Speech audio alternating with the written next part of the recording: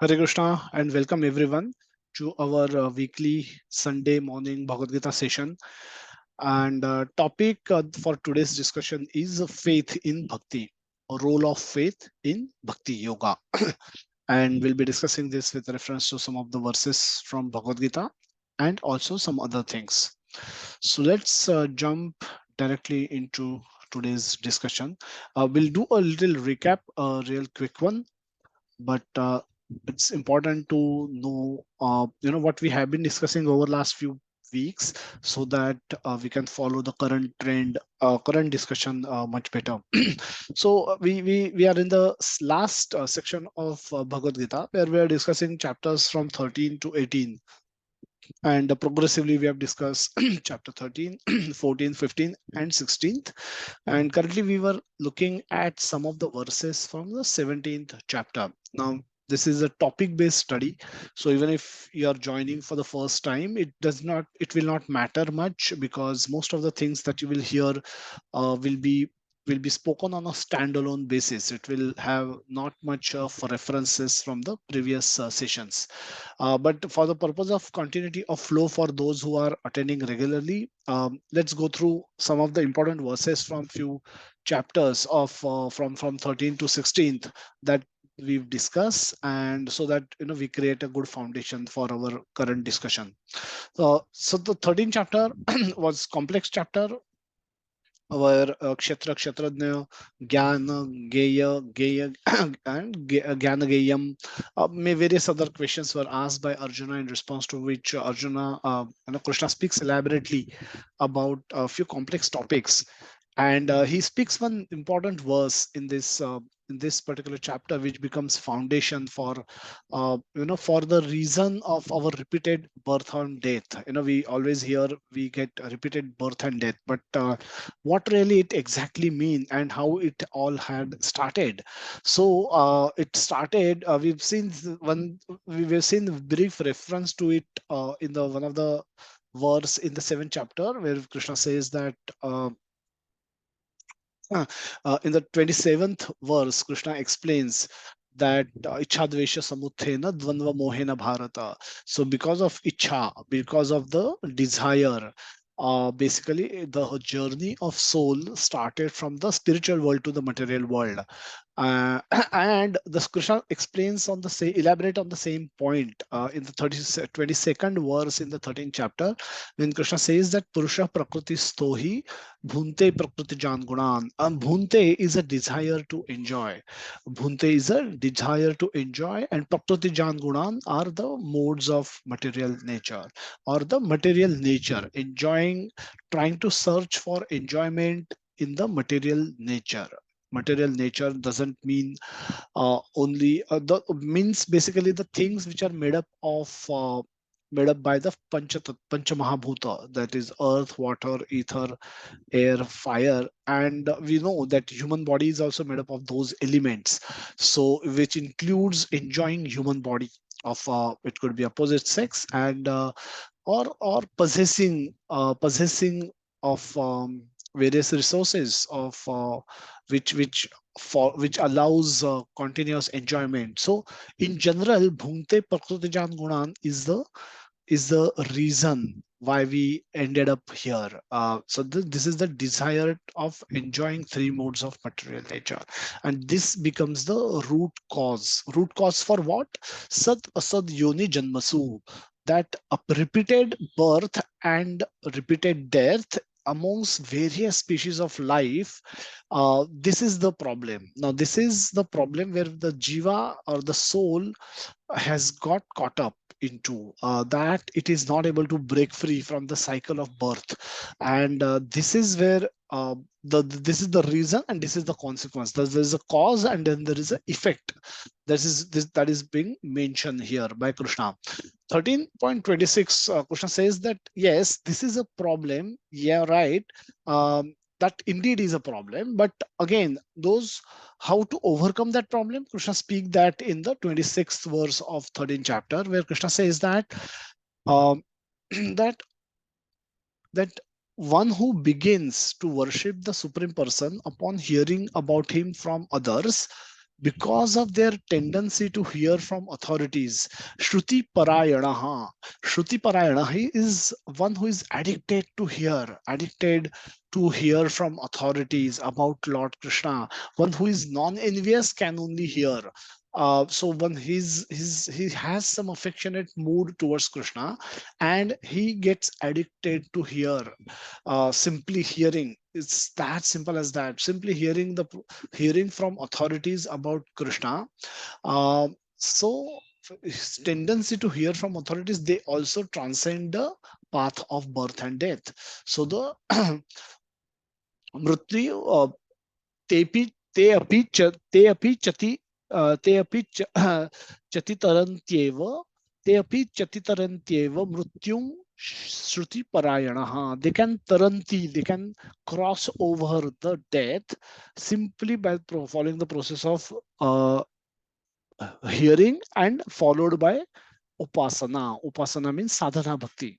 By performing devotional service, simply by hearing and performing devotional service, all these people who are not so much conversant with Vedic knowledge can also cross over the ocean of death, or the Bhavasagar. That's the potency of the process of Bhakti Yoga that Krishna has explained.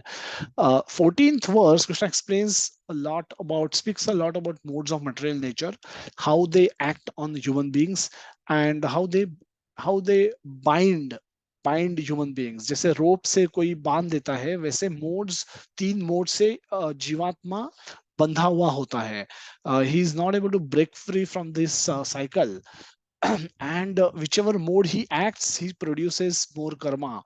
And for more karma, he's forced to take birth. And so the objective of the jiva is to return to his spiritual abode, is defeated by acting under the influence of modes of material nature, which is sattva guna, rajogun, and tamogun. Whichever guna you act under whichever guna you act under, you produce fruit, and for enjoying or suffering that fruit, you are forced to take birth again. So escaping, going out of the cycle of birth, if that is the objective, then Krishna says that Shruti, that hearing and performing devotional service is the solution.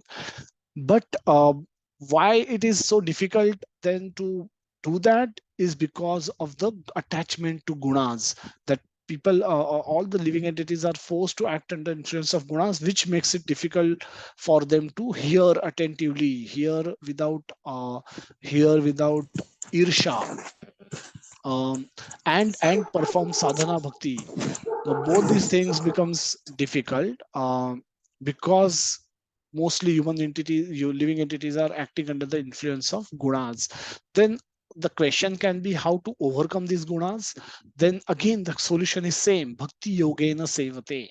By performing devotional service, bhakti yoga, uh, towards Krishna says this is clearly towards me.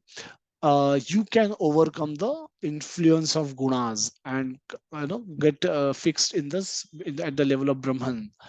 So the problems that whatever the questions Arjuna was asking and the Krishna was describing, ultimately everything is concluded by saying that the bhakti yoga is best. Bhakti yoga करने से ये सारे problem से you can overcome. Bhakti yoga करने से आप modes of material nature को भी overcome कर सकते हैं, and you can actually work in shuddha sattva and remain fixed in that mood. So bhakti is the offered as a solution to all the problems that Arjuna was posing through various questions. In the 15th chapter, where Krishna explains the how the material existence per se is there, it's like an upside down tree. It's like a reflection that we see in lake. When we have a clear lake, peaceful clear lake, and if there is a tree on the bank of that lake, in the lake we see reflection of that tree. Now assume that tree to be a mango tree and has mango fruit in it. if we try to look for that same mango in the reflection, we will get disappointed. And Krishna says this is what happens with the living entities when they are trying to find happiness in the material world, which is a reflection of spiritual world. Now they want, everybody wants to be live eternally, everybody wants to be eternally happy. Now both these things are available in the spiritual world, but they are not available in the material world, which is a reflection. And towards the end of this chapter, Krishna says that uh, if you know who is that Purushottama, Janati Purushottamam, Sa Sa Sarva Vid Bhajati Mam. Basically, he identify himself as that Purushottama. The whole chapter name is Purushottam Yoga, and Krishna explains that that person, refer to that person as a third person. But end of this chapter, Krishna identify himself to be that Purushottama, and then says that whoever knows me as the Supreme Personality of Godhead without doubting is the knower of everything. So if you know Krishna is Supreme Personality of Godhead, you know everything, because everything else is supposed to bring you to this particular point only. There is no other reason for writing four Vedas and Upanishads and Puranas and Itihasas. If you and there is no need for any one of you to read any of those shastra. If you simply know and get convinced about this one simple point that Krishna is the Supreme Personality of Godhead, and sarva vida bhajati mam sarva bhavena bharata, and because with this knowledge what you should do, you should not just forget about it. Okay, ha theek hai, pata hai. So Sachin Tendulkar is number one cricketer of the world. Now we have no other action required out of this knowledge, but Krishna says something different, something significant. He says you should know me as a Supreme Personality of Godhead, and without any doubt, if you know this, you know everything. And because you know this, you will engage yourself in full devotional service on to me. And so that you will have no other object. I become your object of worship. You don't worship me to get something for yourself, but you ask for me to be the object of your worship. And that's why you worship me with whole in a wholehearted way. To attain me is your, I become your goal, not that you want me to give you something. That Dhruva Maharaj initially wanted, he when he was performing tapasya or austerities, Krishna was not his goal. His goal was to get a kingdom bigger than his father. So, though he was approaching, he was worshipping, meditating on Krishna. Krishna was not his ultimate goal. He didn't wanted Krishna per se. He wanted something from Krishna. What he wanted, a kingdom bigger in the size than his father possessed. And so we Krishna says that is all right in the initial stage, but as you will progress, you should make me the objective of your of your sadhana, and then that makes me very happy. uh, so this way, Krishna brings him to the 16th chapter, where Krishna explains the upper portion and the below portion, bottom portion of this tree, the people with demoniac and divine nature.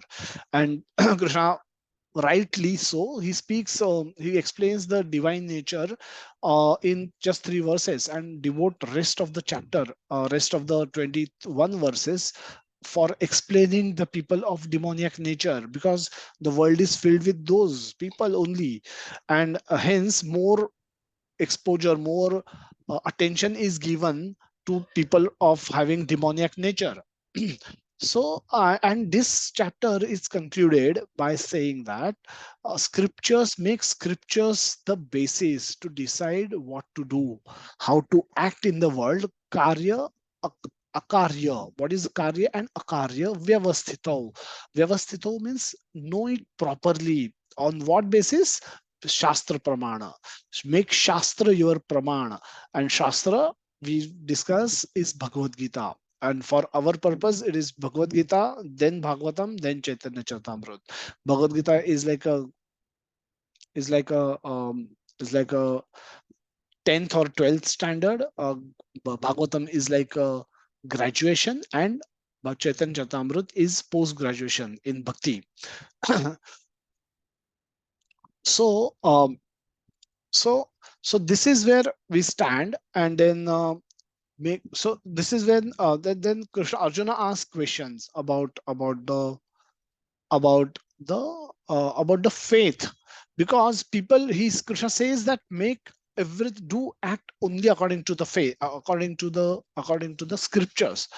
And Arjuna begin this chapter 17 by asking a question that okay, people, you want people to believe or have faith on the scriptures and act according to the scriptures.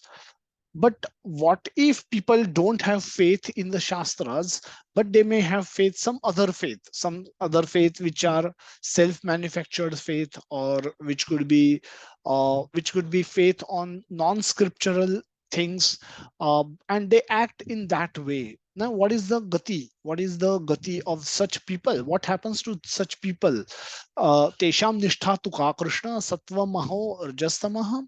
Then is their faith is in goodness? How will you describe their faith to be? Is it in goodness or passion or ignorance? And in our last session we discussed in detail what goodness, passion and ignorance is. We again will not go there, but now in this particular session, Krishna replies to this particular question by saying that Trividha bhavati shraddha dehinam sa svabhavaja.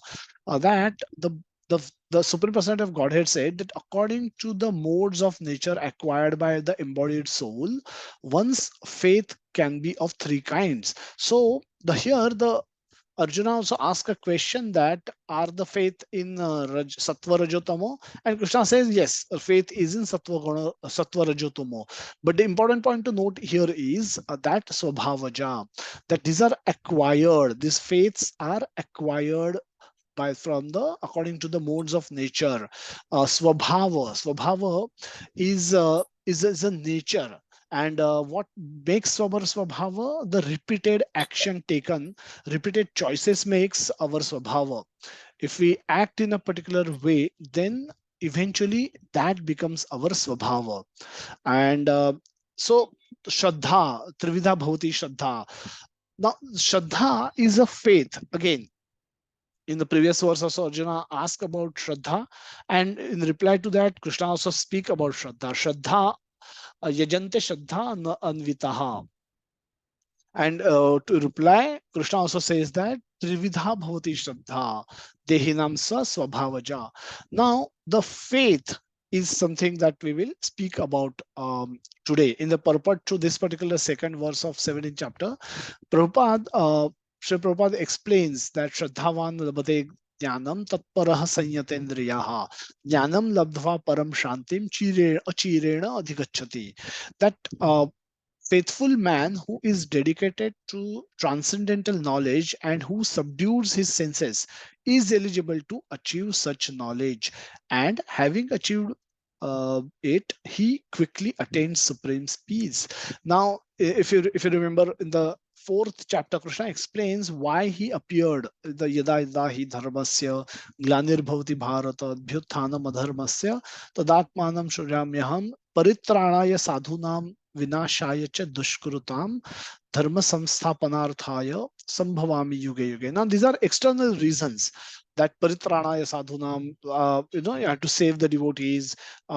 Vinashaya cha dushkrutam, you have to save you have to kill or destroy the miscreants, those who are people with bad mentality, bad tendency, bad swabhava. To destroy them I come. And this is Krishna says, yuge yuge, every millennium I appear. By my own free will I appear. So that is external, that is what but internal, Krishna gives very important reason in the next verse, that is the ninth verse, where Krishna says that janma karma chame divyam evam yovitti tatvatah tyaktva deham punarjanma naiti mameti. So Arjuna, that janma and karma of mine chame divyam are transcendental, and by knowing that simply in tattva, you will not take birth again, O Arjuna. Now, if you see the 13th chapter, the sat asad yoni janmasu, then mrityu tarishyate, janma mrityu tarishyate. That this, now the same theme is spoken repeatedly, that the goal of human life is not to go from one bedroom hall kitchen to two bedroom hall kitchen towards the end of his life, or not to earn a six-digit salary, not to have five credit cards, not to enjoy with 10 women in his life. That is not goal of life. Not to eat every cuisine that the world is offering. That is not the goal of life. Goal of life is to exit the birth cycle of birth and cycle of death. Now, this is repeatedly explained by Krishna to Arjuna in the Bhagavad Gita, and through Arjuna to all of us. And we often forget, and you know, and we often forget. We almost all the time we forget this particular goal for which we have taken birth. Durlabha manusha janama satsange tarah e bhava sindhure. Uh, the manusha janma is very durlabha, and then what it should be used for? It should be used for satsanga. Satsanga means sangha of association of devotees, and with that association you should involve, you should engage yourself in association of devotees. You should utilize your human form of life to take association from devotees. And satsange tarah e bhava sindhure. Bhava sagar, sindhu is ocean of nescience, ocean of material existence. The that you will be able to cross over only by taking association from devotees, who will in turn ask you to chant Hare Krishna Mahamantra, who in turn will ask you to read Bhagavad Gita, Bhagavatam, and Chaitanya Charitamrita, who will in turn ask you to donate to for the purpose of Krishna consciousness movement, so that your attachment to money reduces, and whatever your activities you are performing gets purified. Your by using the Lakshmi that you have earned in the service of Krishna accept your Lakshmi gets purified, your work gets purified, using which you have earned this particular Lakshmi, and offer food to Krishna and eat, so that your eating becomes regulated, eating becomes purified. So all aspects of your life, when they get purified, you become eligible to go back to Krishna. You develop Krishna consciousness. You remember Krishna all the time. And by simply doing this throughout our life, we will be able to remember Krishna at the end of our life. And that's what exactly Krishna is expecting us to do. Uh, when Krishna says in the fifth verse of 8th chapter that when Krishna says that um, forget the verse. Uh, अंतकाले च मामेव अंतकाले च, अंतकाले च मामेव स्मरण मुक्त्वा कलेवरम यत् प्रयाति समद्भाव याति नास्त्यत्र संशयः अंतकाले च मामेव. So and you have to remember me at the moment of death, and that you can do only if you have remembered me throughout your life. This is what devotees will ensure that you are doing. They have no other purpose. So Shraddhavan labhate jnanam. And why you will take association of devotees? Only if you have Shraddha, if you have some basic faith. So to get knowledge, one must be faithful and dedicated, and should know how to control your urges of your senses. And with knowledge you can get supreme spiritual peace. Now look at let's deep digger uh, let's look at the Shraddhavan and Shraddha piece once more, or a little bit more in detail. Prabhupada, Sutta Goswami used this similar word in the Srimad Bhagavatam, which is referred to. This particular verse is again referred to at by many speakers of Bhagavad Gita and Bhagavatam as one of the key verses, where Sutta Goswami says that uh, Tach Shraddhanam Munayo, Tach Shraddhanam Munayo. So this, and Prabhupada translate this particular word as the seriously inquisitive student or sage. Now, what does he do? That is there, that well equipped with the knowledge and detachment, realizes that absolute truth by rendering devotional service in terms of what he has heard from the Vedanta Shruti. So what he has heard basis that he performed devotional service, and he is able to uh, he's able to he's equipped with knowledge and detachment, and realizes the absolute truth by rendering devotional service. Now, again, the seriously inquisitive student or sage. Now, this is where it all starts. Uh, it all starts with being inquisitive, being open to possibilities, being willing to learn. Uh, and this is what brings us to the Bhakti Yoga. This is what brings us to where we are today. We were also inquisitive at some point of time to know more about we accepted that there may exist something which I don't know, and we show our openness to explore it. Just like this boy is looking open to explore the mountains and the nature in front of him.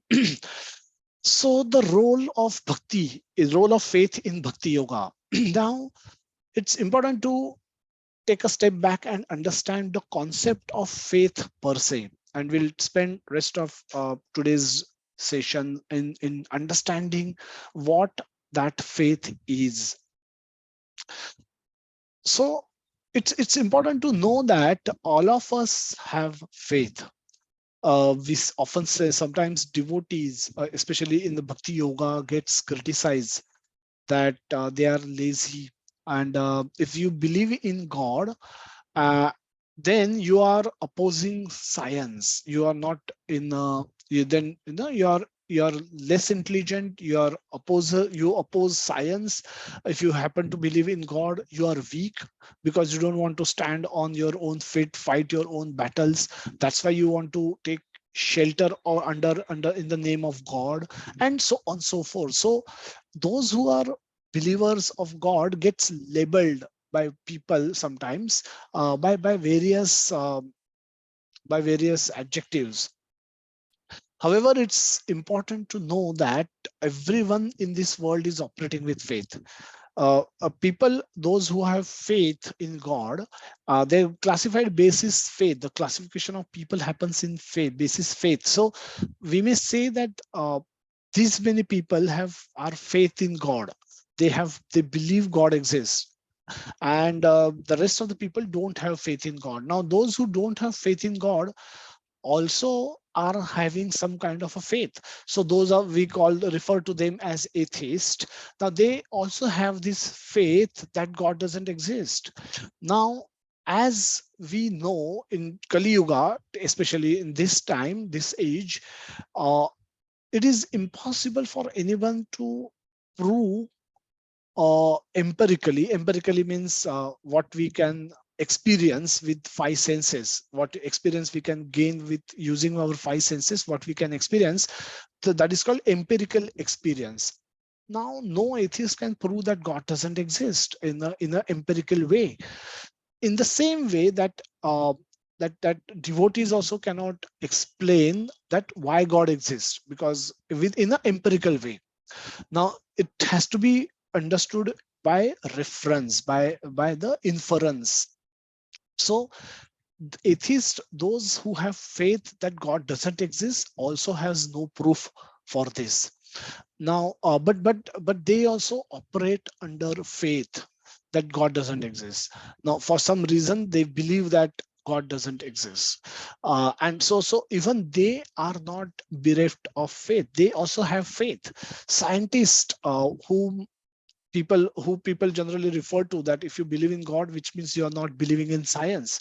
Now that's again a wrong statement to make in the first place. But even scientists have faith that nature behaves according to certain laws, and those laws will work reasonably accurately. Now that is the reason why when Newton saw a fruit falling, apple falling in front of him, he didn't dismiss it as a random event.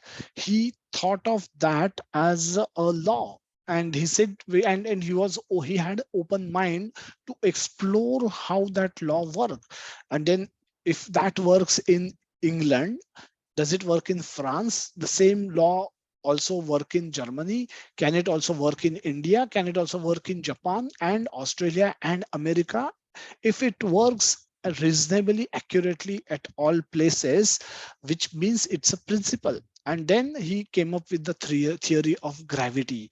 So the scientists, if they had no faith in the laws of nature, the way nature behaves and reacts, they would not have been able to do any discovery, because they have faith in the nature and the laws, the way it functions. Imagine the what is the basic scientific theory is, evolution theory is that everything came from a blast.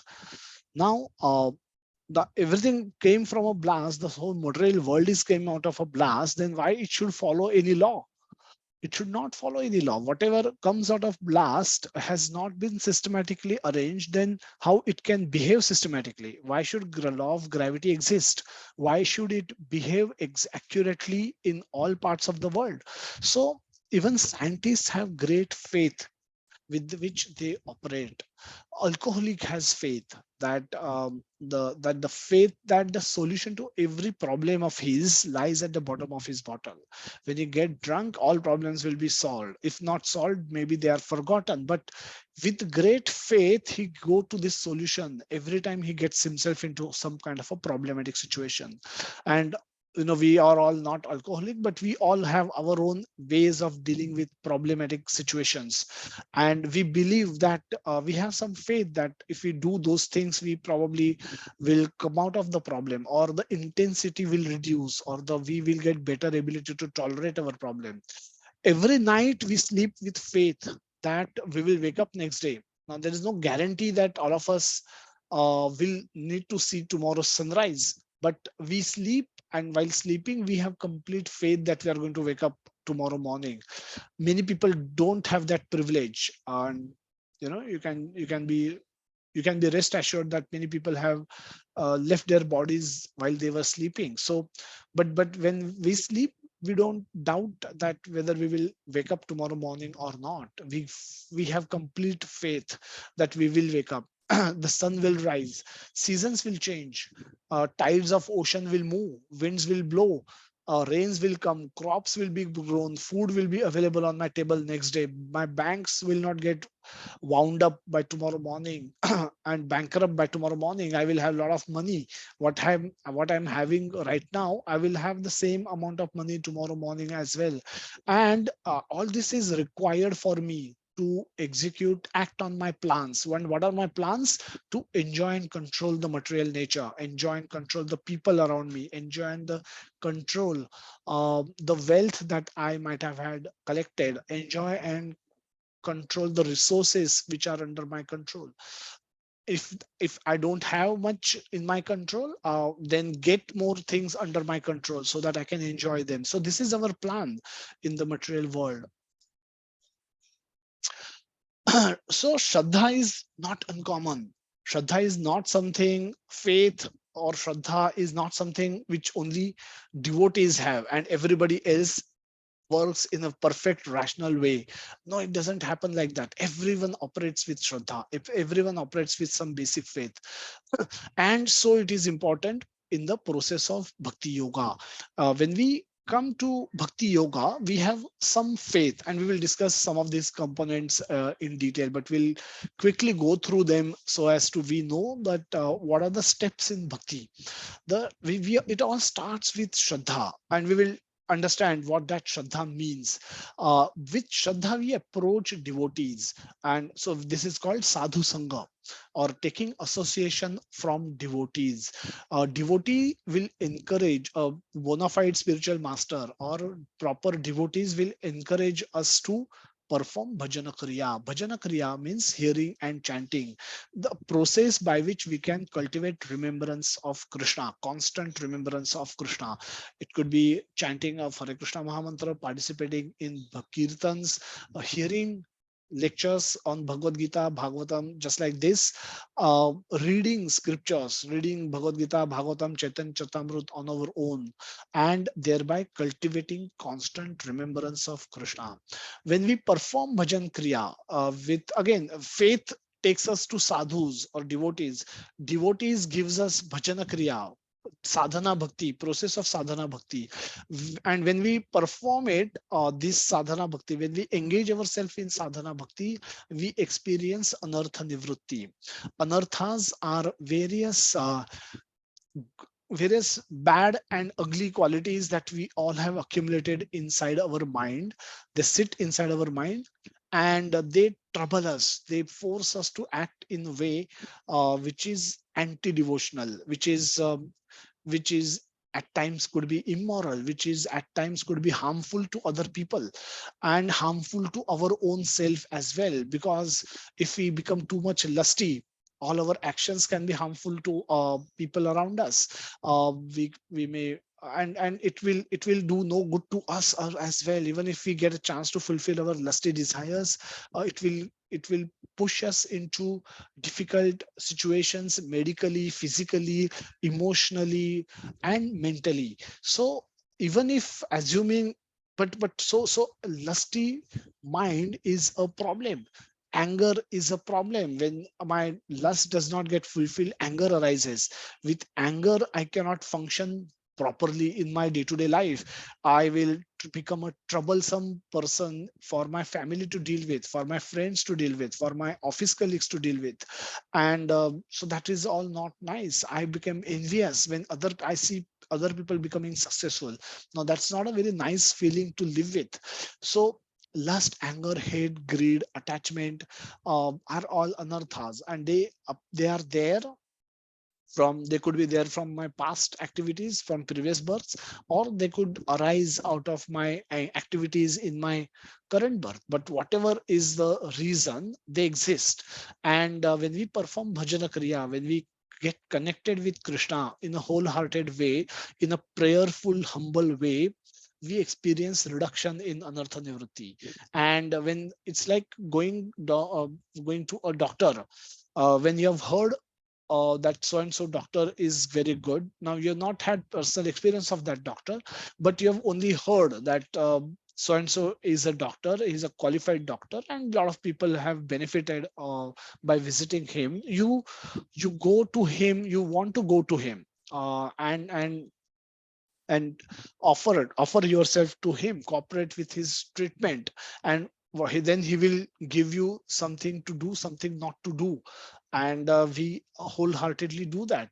When we perform do's and don'ts, we experience some reduction in the symptoms of our sickness, and that gives us confidence, extra confidence. So that is called nishtha. So when we see anartha nivritti, when we come to bhakti, when we came to bhakti, we had some quantities of anarthas, and when we look back after having performing bhakti for few years, 1 year, 6 months, whatever, now we see gradual reduction of those desires, of those emotions. So that increases our faith, and then the faith becomes nishtha. So this is where the two words were coming from the conversation of Krishna and Arjuna, Shraddha and Nishtha. Let's understand this a little bit more in detail. Shraddha, or faith as it is referred to in English, at initial level simply means openness to possibilities. We saw inquisitive sage, a seriously inquisitive stage. Now, it's not a casual inquiry, but a seriously inquisitive stage. And one may come, when you come to a devotee asking him questions, you you want to believe that this so and so person may have answer to your questions. Now it's not nishtha yet, that it's not yet, that faith has not become nishtha, because you have not had any personal experience of having dealt with him. So but you are fairly inquisitive, you are very positively tuned, positively inquisitive. When you are asking questions, you are ready to accept what is going to be spoken, because you consider that person to be more knowledgeable than you. And this is where,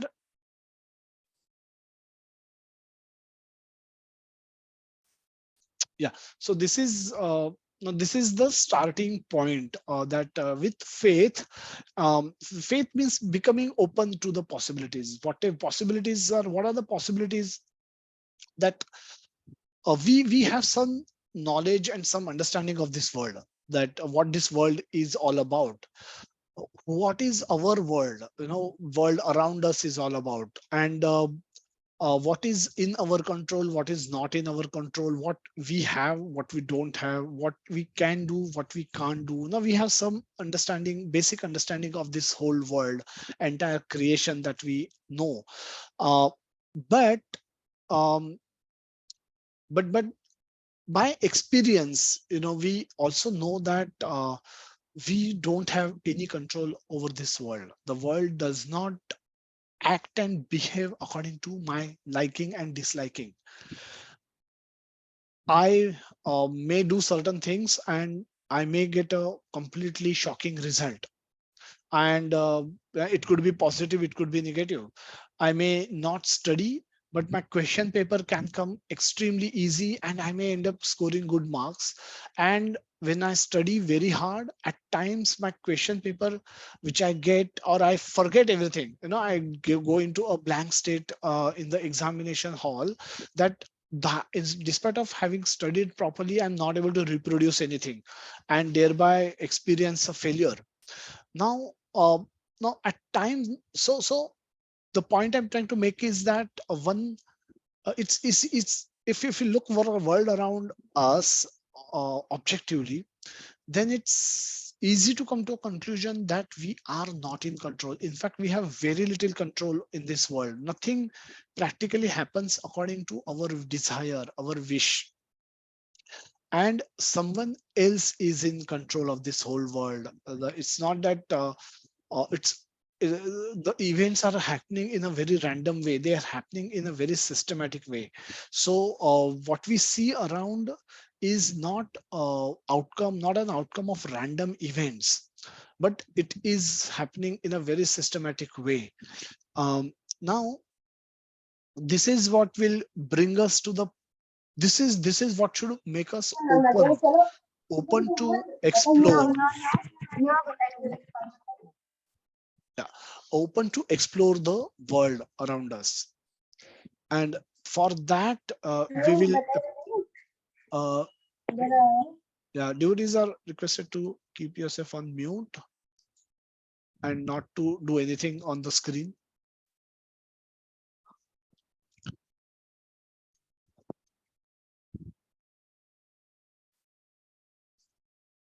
Okay. So yeah, so this is where this is the starting point where we are actually able to understand that something is bigger out there, which I don't comprehend, I don't understand fully, and I need to know, and I'm actually subordinate to that something. That something has greater control over me. And so with that, we may approach, and that is a proper approach to the question of to the first to making inquiries in the spiritual, in the bhakti yoga. Okay, so uh, now misunderstanding, there are misunderstanding about faith as well, and especially in other religions, Christianity especially, where people are not encouraged to ask questions. And so you have to just simply accept everything that is paid, because the scriptures, other scriptures, are not conversational in nature. They are mostly the messages given, narrated by someone and noted down by someone else, and they are pretty one way in nature. So there's not much conversation, as against to this. Our scriptures, the revealed scriptures like Bhagavad Gita, Bhagavata, Srimad Bhagavatam, are all conversational in nature, which where there is openness, there is faith with which it all begins, but there is a questioning also which is happens, and the questions are logical, questions are asked and logical answers are given, which makes that scripture far more comprehensive to understand and comprehensive uh, to basically then the faith increases, because now you have ability to also have capacity to ask questions and get further clarifications. If that capacity is not there, then that creates that then the faith is just have faith and don't ask question, just do what is being said to do, just do what has been told. There's no other explanation available. Even if you have questions, it's of no use. Now that is little disempowering for any follower, and hence our scriptures makes far more sense than any other scriptures. And let me just erase something.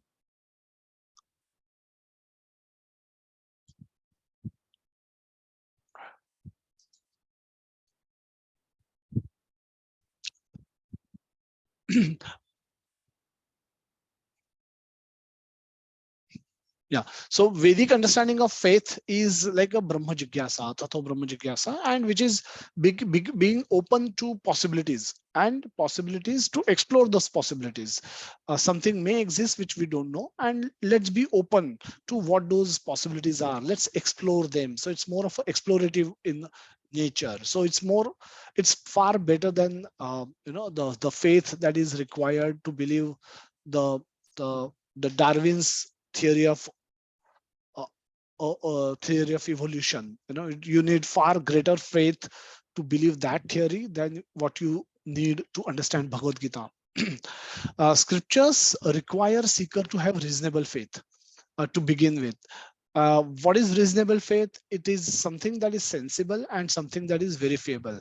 So sensible means if we go to a doctor, when we visit a doctor for say stomach pain, and doctor says that you will have to cut your leg, he will have to cut your leg, then it may not make sense to us, which means the whatever the treatment that is being offered doesn't make sense, and hence must be questioned why it has to be done that way.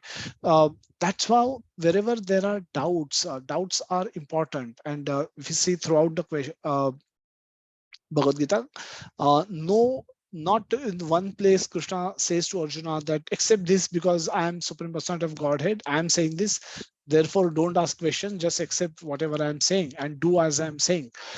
Nowhere in Bhagavad Gita anything like this appears.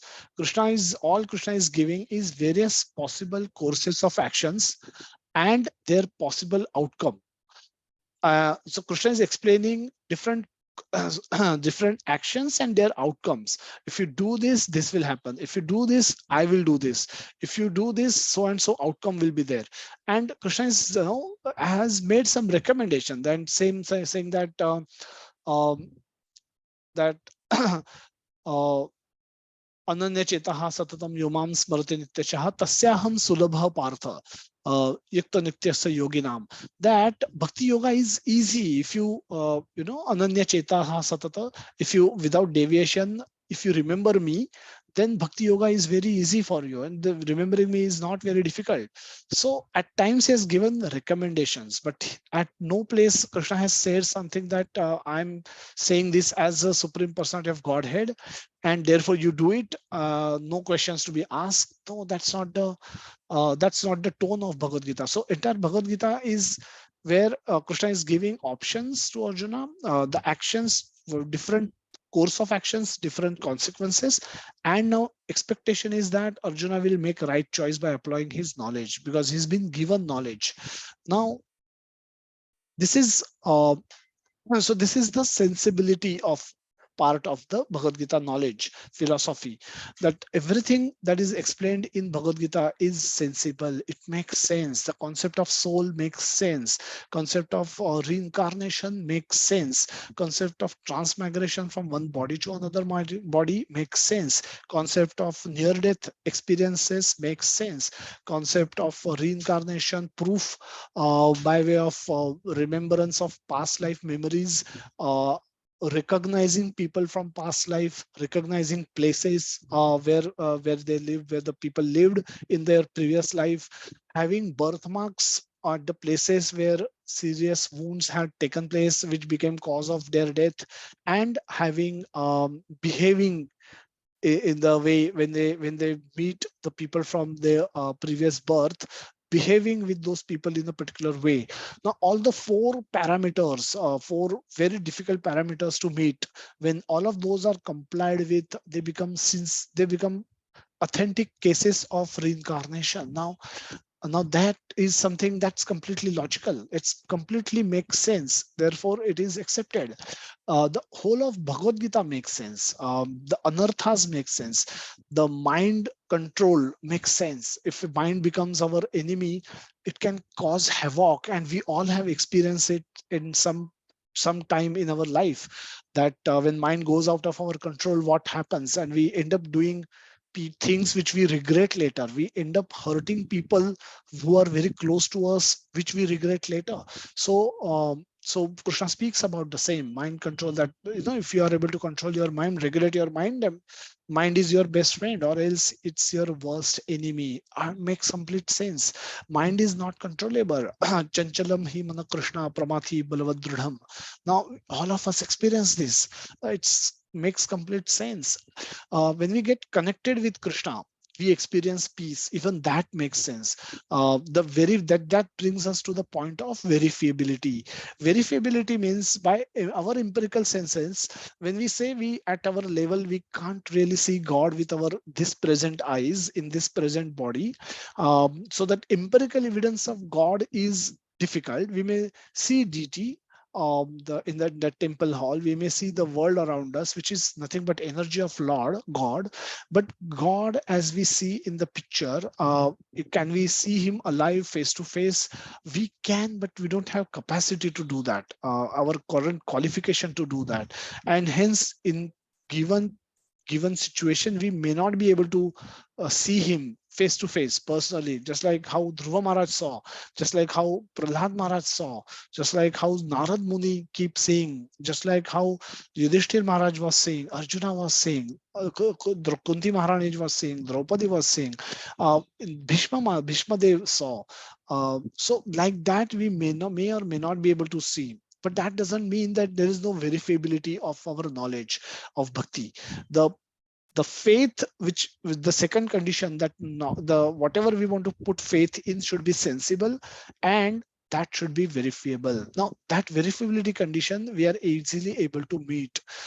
Second verse in the ninth chapter says that Rajavidya Rajaguhyam Pavitram Idam Uttamam Pratyakshat Avagamam Dharmyam Susukham Kartum Avyayam.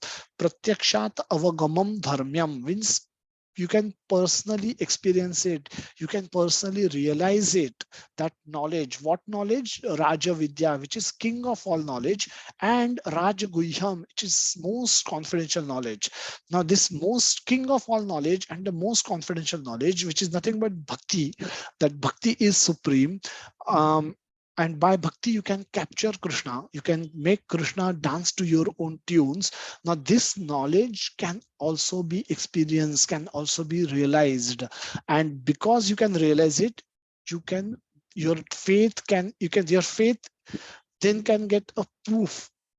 You can faith can get a proof, and then the faith can become nishtha. Just like how our symptoms of sickness reduces, we get a proof even though we have not completely cured, we get a proof reasonably that the doctor is real and the medicine is real and medicine is it worked in past on other people, now it is working on me. And that proof is enough for us to take same medicine in a more wholehearted way, and increase our faith in the doctor or the instructions given by the doctor. So our faith, which was initially a positive inquiry, now has gone to become nishtha, which is unshakable faith. And how that verifiability can happen? Anyone who take seriously, take to the process of bhakti yoga. What is process of bhakti yoga? Following four regulative principles: chanting Hare Krishna Mahamantra, reading scriptures like Bhagavad Gita, Bhagavatam, hearing from devotees, hearing Krishna Katha from devotees, hearing about Bhagavad Gita and Bhagavatam from devotees. Take their association. Um, Take association from devotees. Take prasad from devotees and with devotees. Now, anybody who does these basic actions in the Krishna consciousness can easily experience anartha nivritti, which means his worldly desires going down, his various emotions which used to trouble him earlier, reducing day after day, month after month, year after year, as he remains steady in his bhakti. And he can compare, all of us can compare ourselves to who we were before we came to bhakti, who we are, what are we experiencing. We are experiencing joy in bhakti. When we chant in the morning, we experience happiness. When we meet devotees, we embrace devotees. We we pay obeisances to the devotees, we embrace devotees, and we experience great joy in doing this. We take prasad with devotees. That's so blissful. We are accepting mercy from Krishna, and we are honoring prasad, where prasad is nothing but Krishna. So so these activities, if performed sincerely, can bring change in anybody. And this has been proven by Srila Prabhupada that this change can occur from in anyone, from San Francisco to Tokyo to New Zealand. Whoever on this planet can perform these actions will experience these results. So it need not be Indian, need not be born in Brahminical family, you need not be graduate, or that's no qualification. You need not be for particular caste, creed, color, or race. You can be anyone. Even a dog eater, even a cow eater, when they follow this process, they experience purification in their own life. And that is the verifiable proof that the process exists. Process has worked in past on other people, and process is working on people around me and including me. If I subject myself to this process, I will experience this change as well. Therefore, this is a universal process. This is a universally provable, proven process that if we follow in Bhakti Yoga, we will also experience the results. If we don't follow, we will not get the results. It's as simple as that. Now, with this help, increase faith, and we follow the process with more conviction, which becomes eventually nishtha. Now, faith is compared to a banana tree. We have seen the picture of banyan tree, uh, which is like have their roots are very deep, and cannot be broken, cannot get shaken by small wind or small force being applied. But as opposed to banana tree can be shaken and brought down easily, fall down easily. But banyan tree is very difficult to shake. And so nishtha is like a banyan tree, and faith, which is initial faith, is like a banana tree. So whenever faith is weak, faith means weakness is default. We can get easily bewildered in our bhakti. So therefore, our effort should be to turn our faith, which is positive inquisitiveness, into nishtha, unshakable, unshakable tree, like a banyan tree, so that the difficulties comes and go, the good, bad, and ugly experiences comes and go in our life. People raise doubt about us and process of bhakti yoga in our mind. None of these things uh, should shake or should make us give up, shake our bhakti, shake our bhakti in any way. And we can remain then firm in the bhakti, we can remain committed in our bhakti yoga. So this nishtha, so our hope should be whatever little faith with which we are performing bhakti should become nishtha, and that will help us remain committed in bhakti despite of all our problems which will come and go. So the faith that we have is a subtle muscle which everyone possesses, and it can be developed further. We can choose our faith. And in that Bhagavad Gita, if you will see, is spoken was spoken by Lord Krishna to Arjuna to increase Arjuna's faith in the process of bhakti yoga. Now, this is the sole purpose for which Bhagavad Gita was spoken. So eventually we'll see that also how it happened towards the end of this session. To build this muscle of faith, we must engage in activities which are anukul and avoid those activities which are pratikul or unfavorable to bhakti for the developing of our faith. Now, if we know why, now so there are some action, deliberate action needs to be taken for the purpose of faith. It doesn't just come naturally. It There will be some basic faith which will come with us naturally. That is the swabhava which comes from the previous birth and activities which were done in the previous life. But apart from that, the current life influence also play a big role in that, and hence we know we need to be extremely careful with how we navigate in this world for protecting our faith and developing it into nishtha later. So we need to do certain things and avoid doing certain things if we want to maintain a particular type of faith and enhance it. So if we want to do something, we should also know why we need to do those things, why we need to increase our faith in the process of bhakti. Now, while doing certain activities, which means how we do those activities becomes easy if we know the why we have to do those activities.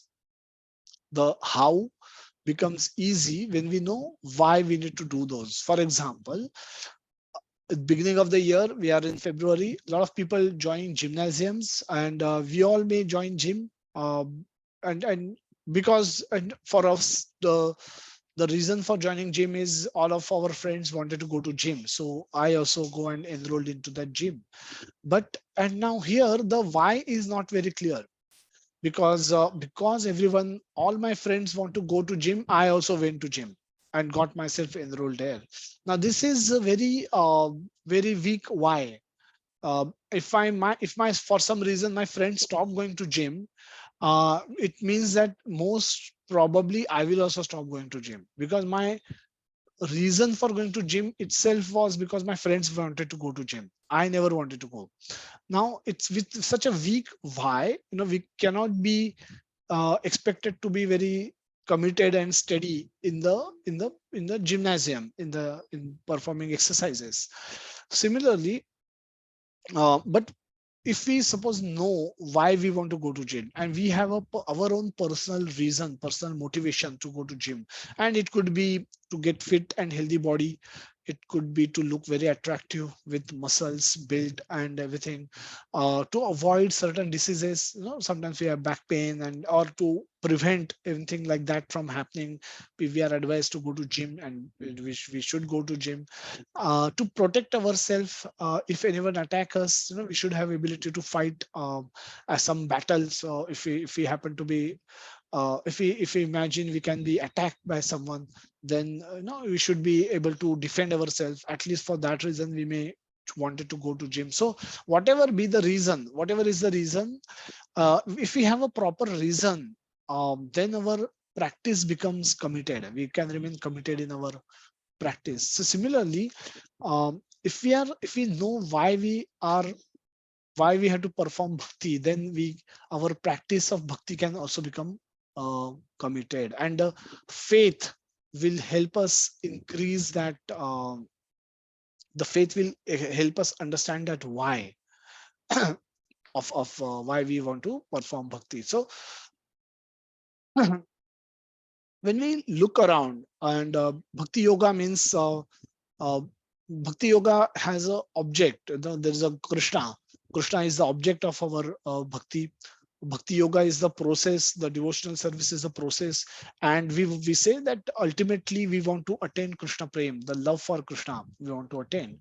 Now, now Krishna, making Krishna our object of worship, object of our bhakti, has to become why. That why also has to become very clear in our mind. Then only we are able to dedicate ourselves to Krishna very properly.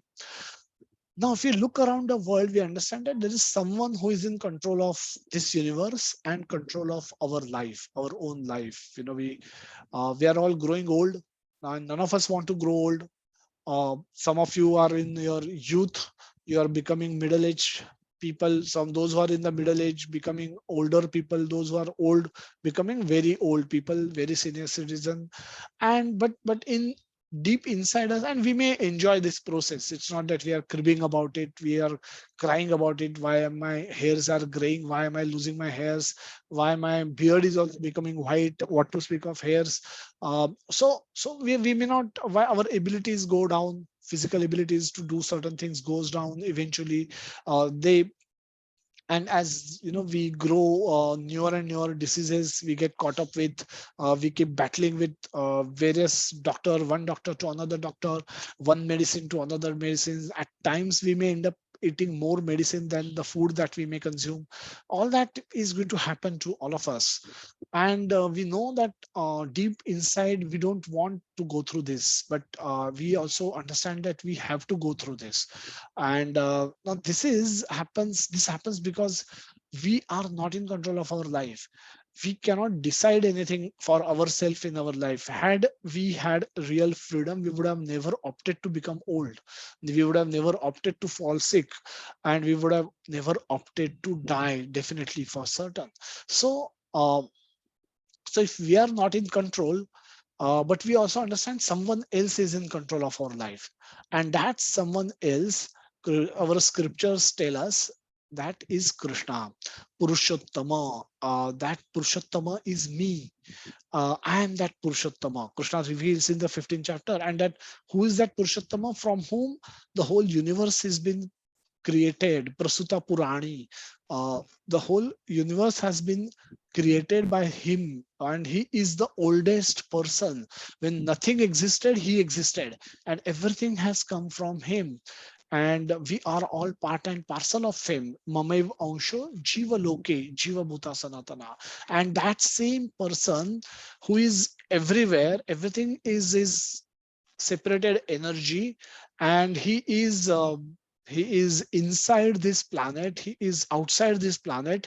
The whole planet is nothing but him, and he is also situated in his dham, and he is also situated inside me, inside my heart.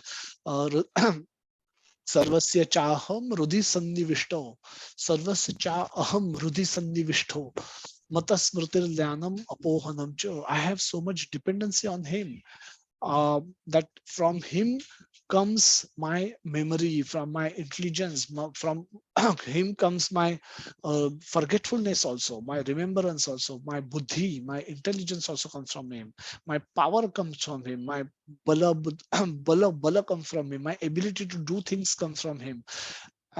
So everything, I have so much dependence on him, and that him is Krishna. Bhagavad Gita reveals him to be Krishna.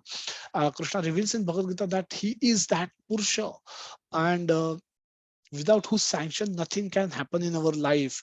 So whatever problem, difficulties that we might be having today, with faith we can understand that someone more intelligent than me is in control, managing this whole situation for me, and he's my ever will wisher.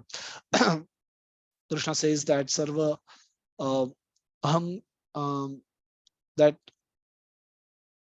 he is the ever well-wishing friend of all living entities. and and so this is so whatever he is doing to us is because he has certain plan for me. He wants me to, he's telling me to do certain things while he is giving me the good, bad and ugly situations to deal with. He expect me to act in a particular way. Now the more the faith so with this faith, when we live our life, we understand that Krishna is in control. Krishna, whatever the difficult situations that I'm facing today, good, bad, ugly situations, whatever I'm facing today is because of my past karma. Krishna has control over the situation. Krishna is in charge of this whole universe. He's created it, maintaining it, and he's going to destroy it. My old age, death, he's time personified, he's death personified. Everything is him. And he has certain plan for me. He has plan for me to come back to him. uh, when Krishna says that, Tesham satata yuktanam bhajatam pritipurvakam dadami buddhi yogam tvam yena mam upayantite. Yena mam upayantite means by which they can come to me. the souls can come to me. And by which souls can come back to Krishna? By using intelligence, extra intelligence given by Krishna. Dadami buddhi yogam tvam yena mam upayantite. And when Krishna gives intelligence, additional intelligence, when we souls perform bhakti in a loving way, in a bhajatam priti purvakam, when we worship Krishna in a loving way, then Krishna gives us additional intelligence, using which we can understand Krishna in tattva and remembrance, cultivate his constant remembrance, and eventually come back to Krishna, go back to Krishna. So so this is the whole plan of Krishna. This is Krishna's plan. And Krishna, in given situation, in every situation, Krishna is reminding us of this plan. Now, whatever be our plan, we need to cooperate with Krishna with his plan. And when we do that, our current situations becomes tolerable. They may not get disappeared, but they become more tolerable. More the faith, better we can tolerate the events that are happening in our life. Yesterday we saw in Bhagavatam session, Mahanata Prabhuji said that how we were discussing the the expression by bull, that when Parikshit Maharaj asked the bull, one-leg bull, that who made this situation? What is the reason for your current situation that you're only standing on one leg? That is truthfulness. All three legs are gone. And then bull explains with various reasons, give various reasons that there are many doers that scripture says, but nothing can happen without sanction of God. So you can say Krishna is the ultimate cause. So when we understand that whatever is happening to us, there is a sanction by Krishna, then we accept that situation in better way.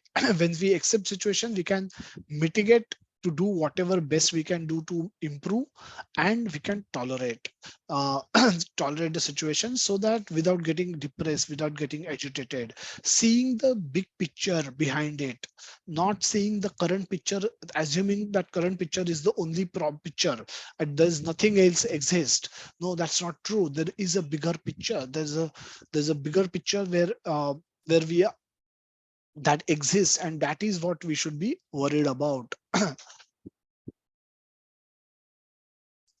So it all started by Arjuna asking a question. The whole Bhagavad Gita, we know, we've seen this question many times, that second chapter, seventh verse, Arjuna asked a question that Pruchami Tvam Dharma Samudha Chetaha. Arjuna is asking, what is my duty? What is my dharma?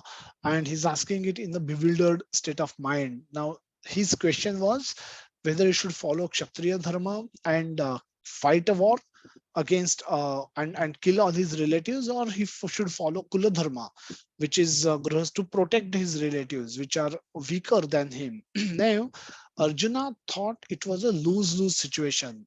But Krishna, when he start giving explanation, he expands the scope of his vision. He expands Arjuna's vision by speaking about the concept of soul, which is a real nature of living entities, and which existed in past, which exists today in the inside current body, and which will continue to exist when he says Natvevaham jato nasam natvam neme janadhipaha na chaivam na bhavishyamaha sarve vayam atapiram. So that the soul is eternal. Soul is eternal, and soul always existed.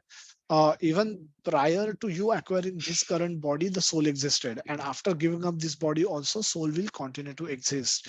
Now Arjuna was only seeing, having a short-term vision or a short-term view of the situation. He was bewildered. But when Krishna expanded his vision to go across the births, and then he saw, then that is proper vision, then he see that all the souls are on a multi-life journey towards Krishna, and their current birth is just one stop in this, one station in this entire journey. This is not, they can end their journey if they can cultivate Krishna consciousness properly, but otherwise their journey will go on. Their journey will go on perpetually, almost eternally, unless and until they choose to become devotees and cultivate remembrance of Krishna. Now this understanding Arjuna could accept Because Arjuna had faith in Krishna. Arjuna was open to the possibilities that something more can exist than what I have understood life to be. Similarly, when we expand the scope of current problem, um, the problem appears small than what it was before. Now, let's do a quick exercise. Let's understand that which knowledge about Krishna can inspire us to have faith in Krishna. Which knowledge about Krishna can inspire us to keep our faith in Krishna? One I have given indicative answer can be say Krishna is supreme personality of Godhead, because of which we should have faith in Krishna. Krishna says that in Bhagavad Gita that he is supreme personality of Godhead, and therefore we should have faith in Krishna. Which other things any one of you can think of which can help us believe that that is the reason why we should have faith in Krishna? Let's do this very quickly so that because we have more to cover. But any suggestions from anyone? I can just type if you can tell me. Please feel free to unmute and speak. The question is which qualities in Krishna uh, will tell Hare us Krishna. that we should believe that Krishna is supreme personality of Godhead and we should devote ourselves to Krishna. Hare Krishna. Krishna always reciprocates. With his devotees, correct? Yeah. Okay, nice. Anything else?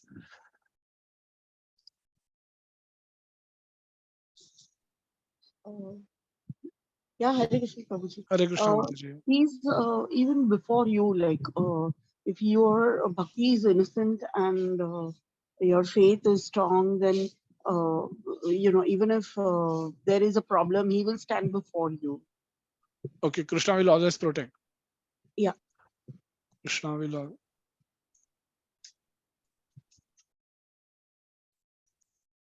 Okay. Reciprocate with his duties, protect his devotees. What else about Krishna? From Bhagavad Gita or from scriptures, what we hear, what we understand about Krishna, that gives us faith that we should be devotees of Krishna.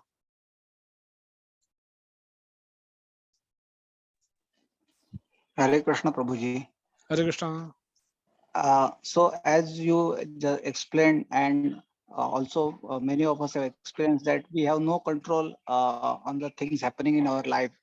Many times things will happen which we don't even know, and therefore Krishna is the controller of our life. We have to go to him only.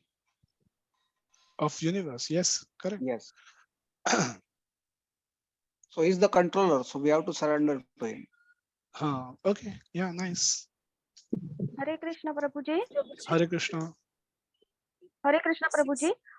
As Krishna promised in Bhagavad Gita that Sarva Dharman Parityajam Mam Ekam Sharanam Vraja Aham Tam Sarva Pape Bho Mokshayami Mashucha. Means Krishna gives means whatever sins we have done, but Krishna still gives us protections, and if we means we perform bhakti, he gives he will give liberated from all our sins.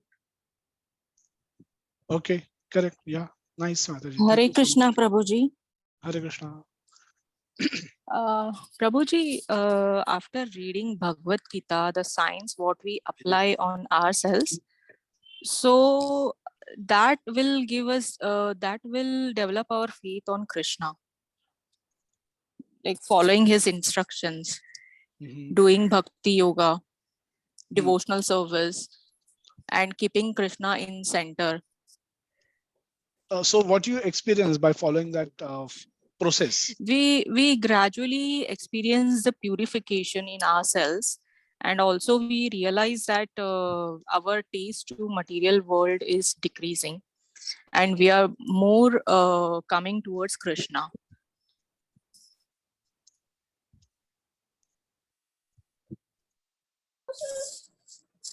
Hare Krishna Prabhuji. Hare Krishna. Thank you, Mataji. Yes. Mitali here. Yes, Mataji. One of the points I would say that Krishna is Mukunda. That means the giver of liberation.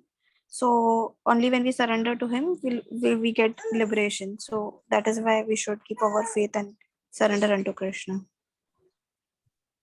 Very nice. Yeah. Hare Krishna Prabhuji, Dandavat Pranam. Hare Krishna. Prabhuji, everything originates from Krishna and everything is subsumed by him only. So whatever, whether we want or don't want, everything will go back to him only. So that is why we should believe in Krishna. We should have faith in Krishna. Okay. Yeah. Nice. Okay. I think we're almost done. Yes. Many reasons we can think of. And some of these are scripture based, some of these are our personal experience based, and they're all true. And so this is what will get us started. And when in performing bhakti, we can become steady if we have our why clear, that why we want to. And we may have more than one reason. We did not have only one reason, but we should also note down our own reasons, which are the points which inspire us to take up to the process of bhakti yoga. This is what we have come up with, and there could be more, and all of us should have this list ready, that which topics of Krishna Katha inspire us most to become devotee of Lord Krishna, to give us, because we are giving ourselves to Krishna, we are giving our mind to Krishna, and Krishna asks for it specifically, that man mana, that invest your mind into me, invest your intelligence into me, bhavamad bhakto, that become my devotee, pay obeisances to me and surrender to me, and thereby you will come to me. So the last point that we will cover in today's discussion is, how do we increase our faith? Now, we've covered so far that everyone operates under the faith, even if sometimes they don't know that they are operating under faith, but everyone has to have some faith to function in the world. They at times they point to devotees having having faithful, being faithful means being less intelligent, or being faithful means not asking questions or accepting whatever is spoken as the truth itself, and not questioning it. But and from there to how faith can be reasonable, how faith can be sensible, and faith can be verifiable. And if we are able to make sense of what we hear, our faith can increase. If we have some element of verifiability by our own empirical senses, our faith can increase very fast. We can take up to the process in a much more wholehearted way than otherwise, and that therefore we can perform bhakti in a committed way. Then if we know why we are doing bhakti, and we found out various reasons why we should be, what is inspiring me personally to become a devotee of Lord Krishna, and that why will help us perform bhakti in a committed way. We will be committed to our bhakti. Don't become seasonal bhaktas कि कोई festival आया तो I suddenly become a devotee, and in between I am not a devotee. I forget chanting, I forget Krishna Katha, I forget hearing classes, I don't go to dham, I don't go for yatras, I don't go to temple, I don't call devotees, I don't speak with devotees. Now that's a seasonal bhakta. That is a seasonal bhakti. Kuch festival aa gaya to I am devotee, festival gaya to I am not a devotee. That's not really helpful. Everything is helpful in one sense, but it's not going to benefit much. It will not be of great benefit if one perform bhakti in that way. So there should be, and then we saw that bhakti can be chosen, faith can be chosen, and faith can increase. We can work to increase our faith. So the point we'll come to discuss last point, that how to increase our faith. And this is the verse which we chant at the time of prasad, Mahaprasade Govinde, Namo Brahmane Vaishnave. Swalpa Punya Ratam Rajan Vishwasu Naiva Jayate. This is Mahabharat verse in Mahabharat. Conversation is happening between Yudhishthir Maharaj. This verse is being spoken to Yudhishthir Maharaj. The Rajan is Yudhishthir Maharaj, and Vyasmuni is speaking this verse. O king, for those who have amassed very few pious activities, their faith in Mahaprasad, in Sri Govinda, and in the holy name and in the Vaishnava is never born. So the opposite is, if you have pious activities, if you perform sadhana bhakti to increase those pious activities, the faith in Mahaprasad will increase, the faith in Sri Govinda will increase, the faith in holy name will increase, and faith in the Vaishnavas will increase, will never go. Here the answer is never born. There the effect will be, it will never go. The faith will never be lost. And the faith in Mahaprasad, faith in Govinda, Krishna, faith in the holy name, and faith in the Vaishnava. Vaishnava means association of Vaishnavas. And will never be lost. If you perform sadhana bhakti in the association, then everything else will come. That by taking association of Vaishnavas, what will Vaishnavas do? Vaishnavas will offer you prasad, Mahaprasad. They will invite you for feast. All the festivals in ISKCON has a feast. After the festival celebration, Abhishek, there is always a feast to be offered. And every day, bhoga is offered to Lord 6 times a day. Every day, the Annadan is performed, where anybody who walks into temple gets some food. uh, uh, so that way, and devotees prepare food for offering, for the purpose of offering it to Krishna, and then that's why they perform sattvic food. They use sattvic ingredients and clean ingredients to prepare their food, offer it to Krishna, and take it as prasad. So by if you come in devotee association, if you come in association of Vaishnavas, prasad will by default happen. Devotees will also talk about Govinda. Devotees will also ask you to chant holy name, and thereby revive and restore our faith in the process of bhakti yoga. So to increase, if anybody wants to increase his or her faith in the process of bhakti, he has to take association of Vaishnavas. By taking association of Vaishnavas, everything else will happen. The prasad will come, the talk about Govinda will happen, and Nama will be, devotees will encourage you to chant, get up early in the morning and chant Hare Krishna Mahamantra. So all the three things can happen if you have devotee association. If you want to do any one of these things in silo, then they may not be as much beneficial as otherwise they would be. So to increase our faith, we must start taking, we must have a desire to take spiritual, the association from Vaishnavas, the association from devotees who are practicing Krishna consciousness. Then question can come is how to associate. What is the essence of association?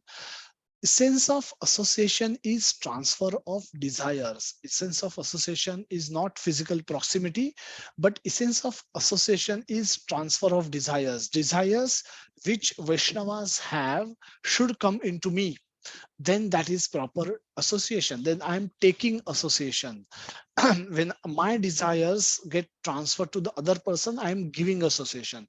But when we go in association of devotees, when we talk to devotees, when we meet devotees, we should look forward to take their association. When we meet senior devotees like Bhurijan Prabhuji was there, Atul Krishna Prabhuji was there in Mumbai, all we wanted to associate with them and spend as much time as possible with them, because by observing them, by looking at them, by seeing them perform sadhana bhakti, we will get inspired to perform sadhana bhakti ourselves. And so this is the essence of taking association, that there should be a transfer of desires, transfer of inspirations. That whatever those devotees, senior Vaishnavas get inspired to, we should feel that inspiration ourselves. We should be inspired to do those things that those devotees are doing. So to understand what difference between physical proximity and association. Arjuna and Krishna were on the same chariot. So in one sense, there was a physical proximity. But at the beginning of Bhagavad Gita, Arjuna was not taking association of from Krishna. He had his own plans. He was thinking his own mind. And so there was no association. But at the end of speaking Bhagavad Gita and hearing Bhagavad Gita, Arjuna says that Karishye Vachanam Tava. Karishye Vachanam Tava means I will do your will. Whatever your will, your desire is, I will do exactly that. And I will nashto moha smritir labdha. My moha is gone, smriti or my remembrance has returned. Tat prasadan maya achuda. By your mercy, this became possible. Stitosmi gata sandeha karishye vachanam tada. Now I am become steady. My emotional turmoil is over. I'm very steady in my emotions. Now I will do whatever is your desire. So Arjuna's desire now is Krishna's desire. Whatever Krishna wants, Arjuna is prepared to do that. Now this is taking association. Now he's end of Bhagavad Gita, he's taken association from Krishna. Therefore, there's a transfer of desire which has happened. And so how to associate with Vaishnavas? Now, Vaishnavas or devotees, they have attraction towards Krishna, towards the process of bhakti. They have faith, unshakable faith. They have nishtha over Krishna, about Krishna, that they have firm faith that Krishna will protect. And they are acting in that faith. And when we associate with devotees, we also want to feel the same. We want to get the same inspiration from those devotees. By desiring association, we get association, and by getting association, we get desire to perform bhakti nicely and increase our faith. So our faith can be increased by association, by taking association from devotees, those who are already feeling inspired to perform various bhakti processes of bhakti. And so let's do one another quick activity. Let's make a list of all the activities in Krishna consciousness that we should look forward to in devotees. When we meet devotees, we should look forward to those qualities and activities, and we should feel inspired. We should, if we can also get those, we should feel inspired. We should hope to acquire those qualities from those devotees, and for that we should be associating with them. So Krishna Katha, I've given one example. Dinbandhu Prabhu uh, has a great taste to speak Krishna Katha. He can speak Krishna Katha 24 hours, and he's been taking people around Vrindavan since 1984, and he's showing them places of pastimes performed by Krishna, and he's explaining those pastimes year after year, month after month, day after day. He doesn't get bored. He see Krishna everywhere. Now hearing Krishna Katha from him is like traveling back in time and picture watching this Krishna Katha happening as it was happening. Now it is that beautiful. And Dinabandhu Prabhu, of course, is disciple of Srila Prabhupada, American disciple of Srila Prabhupada. But having lived in Vrindavan, he earned himself a name called Baba. Whole of Vrindavan recognizes Dinabandhu Prabhu as Baba. They call him Baba. So if anyone wants to develop, wants to speak Krishna Katha, has a desire to, has a liking for Krishna Katha, then he should hear Dinbandhu Prabhu speak Krishna Katha. And by hearing from him, you can easily develop a great taste for Krishna Katha. Uh, more examples. You might not have had association of devotees yet, but what is it that you want to learn from someone or someone in general? That these are the activities in Krishna consciousness which you like and which you would like to develop for yourself, and for that you would like to take association of some devotees. What those activities could be? Can you make a list?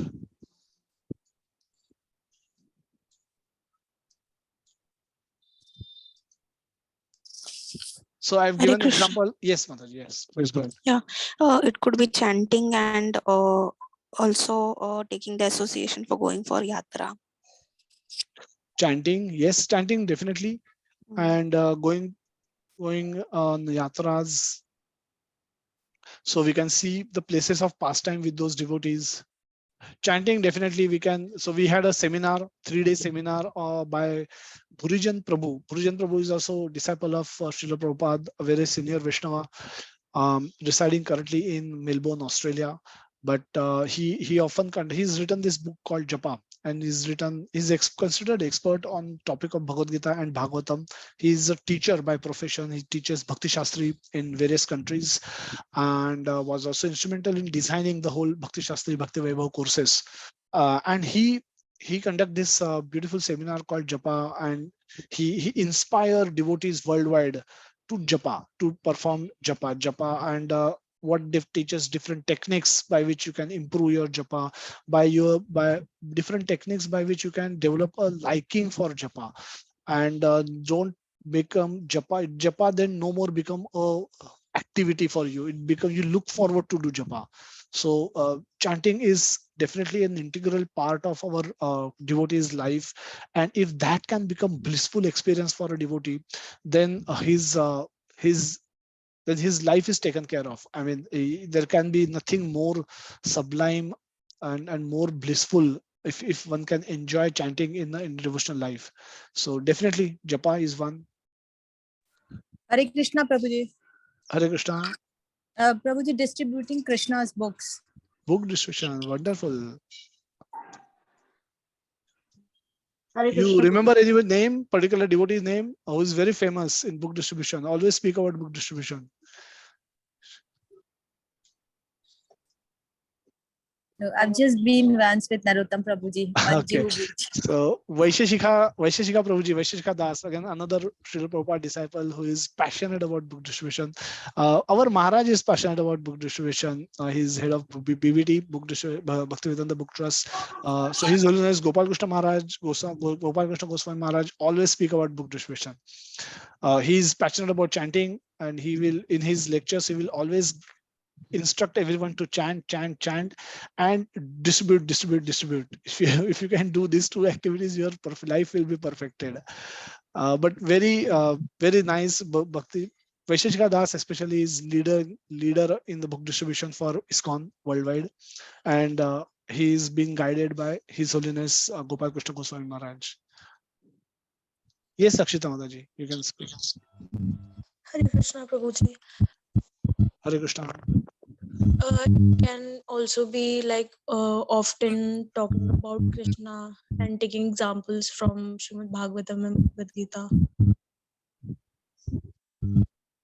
So no, which okay, so basically increasing your interest in Bhagavatam and Bhagavad Gita. Those devotees, you want to associate with those devotees who has lot of interest in Bhagavatam and Bhagavad Gita, so that by associating with them, your interest in Bhagavatam, reading Bhagavatam and Bhagavad Gita can increase. Is that correct? Yes, Prabhuji.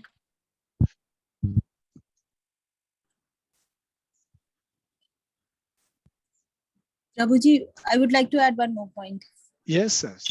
Attending Mangal Aarti. Attending Mangalati, yeah, very nice.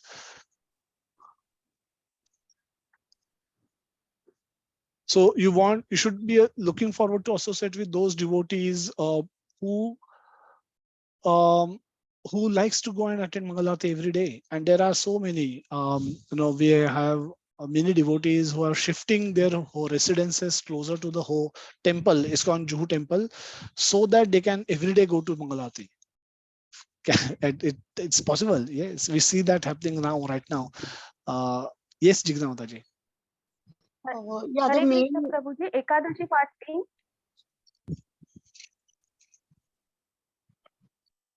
Yes, Ekadashi fasting typically starts when you get in association of devotees.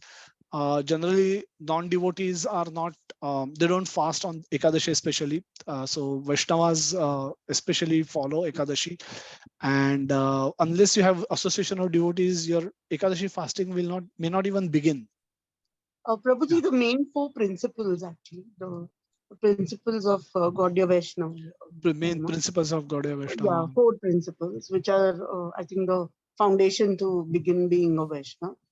And I also personally feel, I mean, this is just my personal experience and feeling is, there is this bhajan, which is absolutely favorite of mine. It's a Gujarati bhajan by, I mean, favorite of Gandhiji, but written by Narsi Mehta, who was also a Krishna Bhakt. Is Vaishnava Janto Tenre Kahiye Je Peer Parai. So being a good human being, I think, is a very important part of being a Vaishnava. Unless you're not a good human being, you cannot be a Vaishnava. Yes, and that's true. So singing bhajan is a very, very powerful way. Bhajans are, as rightly pointed out, on one, uh, many devotees have written bhajan. Bhajans are their personal ecstasies, their No, personal I'm talking emotions yeah, about in their love for God is expressed through bhajans. And by singing those bhajans, obviously it's a purifying. The nectar of all scripture can be captured in few lines in a bhajan. And by singing, simply remembering those bhajans, singing those bhajans, it can be a great source of purification for us. yeah, And that is the the point, I part. understand what your point making, that we want Yeah, to yeah. become first a good human being and then become Vaishnava. But you never know where you start that process. No, I'm Whether not saying you first be a good human being, but you have to be a good human being. If you're not good human being, then you're not a good Vaishnava. Absolutely true. And a good Vaishnava will always be a good human being, because if you become a Vaishnava, all good qualities manifest in you. The qualities in Vaishnava starts with amanitva. Amanitva is humility. Now, if you humble, if you're non-envious, if you're humble, and if you become a servant of Krishna, you become servant of devotees of Lord Krishna, then all good qualities will manifest in you, obviously. So there's no question about that. Prabhuji, offering bhogas, so anything we make at home, anything we eat, we should offer to Krishna before we consume. Otherwise, it's a sin. Even it's a vegetarian. Cooking and offering bhoga. So you should look forward to associating with those devotees who are expert cooks, isn't it? So that you can cook varieties of dishes and offer them to Krishna. Anything else? Playing kartal?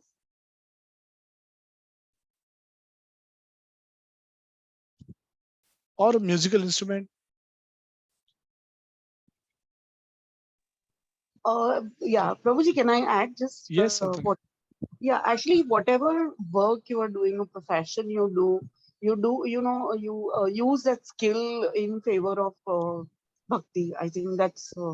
I That's see the a lot of principle. Correct. professional people, in ISKCON also, like there are architects or whoever, their own profession they imply upon doing bhakti. So I think that adds a lot of value.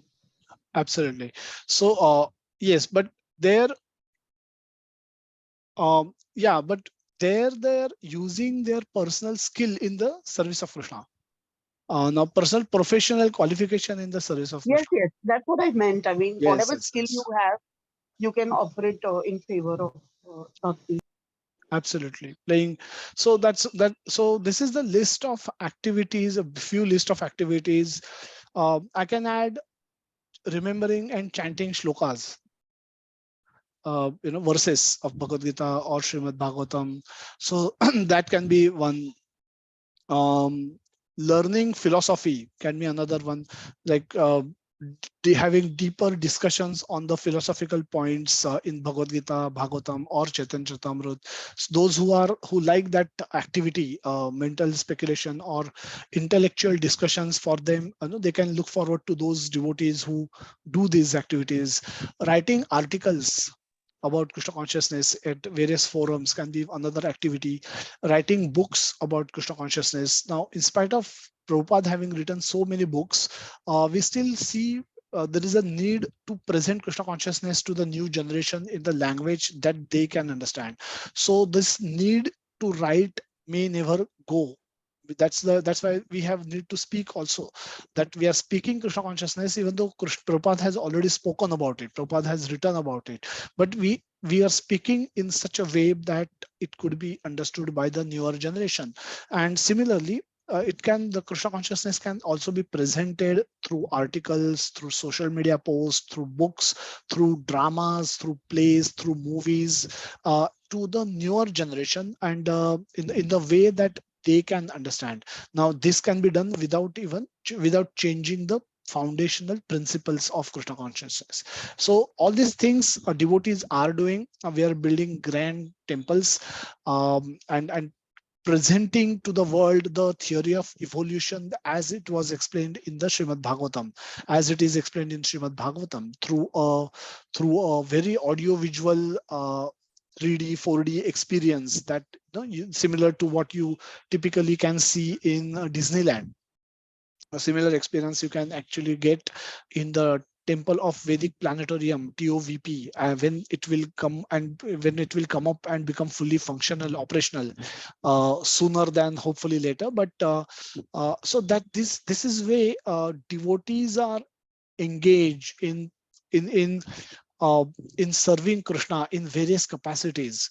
And we basis our own capacity, basis our own talents and skill sets, we can feel inspired to participate, to associate with those devotees, and learn from them to do those things which they are expertly doing, and thereby uh, taking increasing our faith in Krishna consciousness, increasing our own experience about Krishna, and becoming more committed in the bhakti process of bhakti. So what starts with the positive curiosity becomes inquiry from with the practicing devotees. Practicing devotees will give you process of bhajana kriya, which is hearing and chanting. Hearing and chanting, we get knowledge, and then we clear doubts. Wholeheartedly, we practice bhakti, taking shelter of Krishna, get attached to Krishna, then experience anartha nivrutti. When we experience anartha nivrutti, our faith increases, and the process continues, the cycle continues. Which are the anarthas? Anarthas are like lust, anger, greed, hankering, envy, attachment, fear. We see substantial reduction in all of those as we practice process of bhakti in a wholehearted way. And that way we progress and we may convert our faith, which is like a banana tree, into nishtha, which is like a banyan tree, which doesn't get shaken up even in storms. The storm may come and go, but we can still continue to practice bhakti in without any interruption, with full commitment. To summarize, everyone has faith, which is essential for functioning in this world. In bhakti also, we require reasonable faith. We don't require blind faith to become a devotee of Lord Krishna. We require reasonable faith. The reasonable faith is sensible and verifiable. Faith help us see big picture, and that will help us tolerate the current difficulties, and we can still be optimistic, peaceful, and happy in our life, because we know somebody else is in control of our life, and that someone else is far more intelligent than me, far more powerful than me, and has my best interest in his mind. So when we know this, we become optimistic, peaceful, and happy in whichever current situation that we may have. And in this mood, we continue to perform bhakti with commitment, without interruption. That faith, that to be able to do that requires faith. And when with faith, when we do this, uh, our faith becomes nishtha, or firm conviction, and then nothing can really move us away from the path of process of bhakti yoga. We remain a devotee of Lord Krishna throughout our life, and ultimately attain Krishna at the end of our life. So this is the summary of our today's discussion. Hearing and chanting facility is available to all of us. In the morning, we use the same meeting ID to do japa in the morning, and do reading of scriptures in the evening. Request everyone to take advantage of these two facilities, and so that you can remain Krishna conscious all throughout the week, also at the end of week. So we'll end today's session. We'll go to any questions and answers if anyone may have.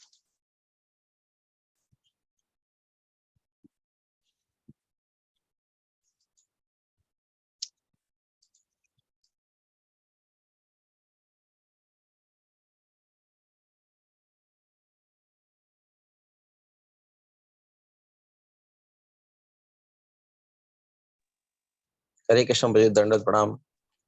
Hare Krishna, Guruji, Dandavat Pranam. Thank you for such a wonderful session. I have one question which is not immediately relevant to the topic, but it was in my mind, so I thought I'll just ask. If this or material body is not suitable for spiritual world, so the Arjuna or Pandava who are in the material world, they went to Swarga with the same material body. So how they adapted to that spiritual world? So I just want some light on this. So Swarga is not the objective for a devotee, because the Swarga comes the 14 planetary system that exist. Swarga happens to be little above Bhuloka. So Swarga does not offer facility for performing bhakti. It's very difficult to perform bhakti in the Swarga Loka. Swarga Loka, Arjun visited Indra even during his lifetime. So, and before the I think during Vanvas he visited and he fought there one battle with Lord Shiva and then got a Pashupati Astra and visited Indra and he got various Divya Astras, collected Divya Astras in the preparation for war which was to come. So even during his lifetime also had visited the Swarga Loka. He got his curse from Urvashi. I beg that he will become that transgender for 1 year, and that curse got delivered to him during his stay in Swargaloka, which he utilized while he was acting like a dance teacher for Uttara during his Ajnatvas. So the so the devotees they can go. I mean they can go and they can be given suitable bodies for the purpose of visiting Sargaloka if it is to be for a temporary reason, but that is never an objective for guna for devotees, and hence devotees do not focus much on that aspect. When we say that uh, Krishna says in Bhagavad Gita 8 chapter 16th was that Abrahma Bhonar Loka Punara Vartino Arjuna. But Mam Petya Konteya Punarjanmana Vidyate, that everything right up to the stage of Brahma, everyone is subjected to the repeated birth and repeated death, and hence but unless you but if you attain Krishna, then Punarjanmana Vidyate, then the escape from the cycle of birth happens only if you attain Krishna, and Krishna's attainment is beyond the 14 planetary systems, going beyond 14 planetary systems. So that is outside the domain of material world. That's in the spiritual world. Once you go to the spiritual world, then you need not return back to the material world where there are repeated births. So Pandavas were given vision of Swarga Loka, but that was not so much important for them, and that was never their goal. So is that what was your question, Roji? Did I cover that in the answer, or you had something else in mind? No, yes, Prabhuji, it's covered. So I just wanted to have this whether they at the end of the Mahabharata finally they went to Swargaloka or Vaikuntha Loka, that I'm not aware of.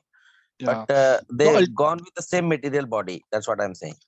correct. So material body that has been so there are examples of Dhruva Maharaj, going with the same example, same body. He didn't change body. But there are exceptional examples where we remember that the person apparently they went in the same body, but what we need to understand is that the material you will attain spiritual form in the spiritual world, and your spiritual form will be different than what you had in the material world. So you may for the vision of material world, you may live using your own body, but in the spiritual world you will get attain your own eternal body that you had with Krishna. So there is no confusion, but for the purpose of exit from the material world, it may appear that you are living from this world using your same body, but in the spiritual world everybody gets a body which is their eternal body. In that body they had their eternal relationship with Krishna, so they pursue that, they get their eternal gender and eternal body in the spiritual world. So that is knowledge of that is called Swarupa Siddhi. So even Pandavas will, while living, they may live in whichever way, shape and form, but eventually they will reach the spiritual world and they will go back to Krishna, because Arjuna is his eternal associate. When Krishna says in 4th chapter that Bahunan Janmanam Ante that you and me have had many births together, but you don't remember those, but I can remember all of those, because you are changing body. I don't change body. I come in my same body. Therefore, I can remember all of those, but you cannot. So Arjuna will also change body eventually when he will reach the spiritual world. He will have his own different relationship with Krishna, and accordingly a suitable body for that relationship. Thank you, Prabhuji. Thank you, Prabhuji. Hare Krishna. Thank you so much.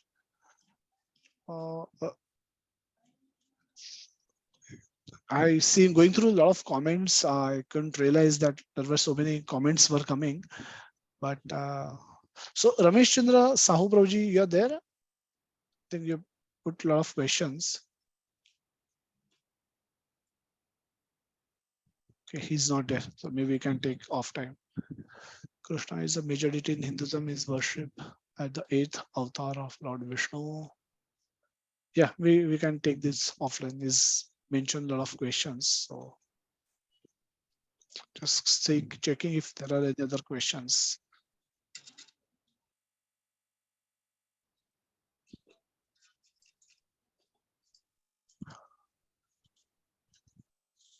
I don't see any other questions. So yeah, we can. So Payal Mataji, Akshita Mataji, yes, I see 2 hands raised. So yeah, Payal Mataji, go ahead. You can Hare ask. Krishna Prabhuji. Hare Krishna. Prabhuji, my question is that today's session you were explaining about faith in bhakti.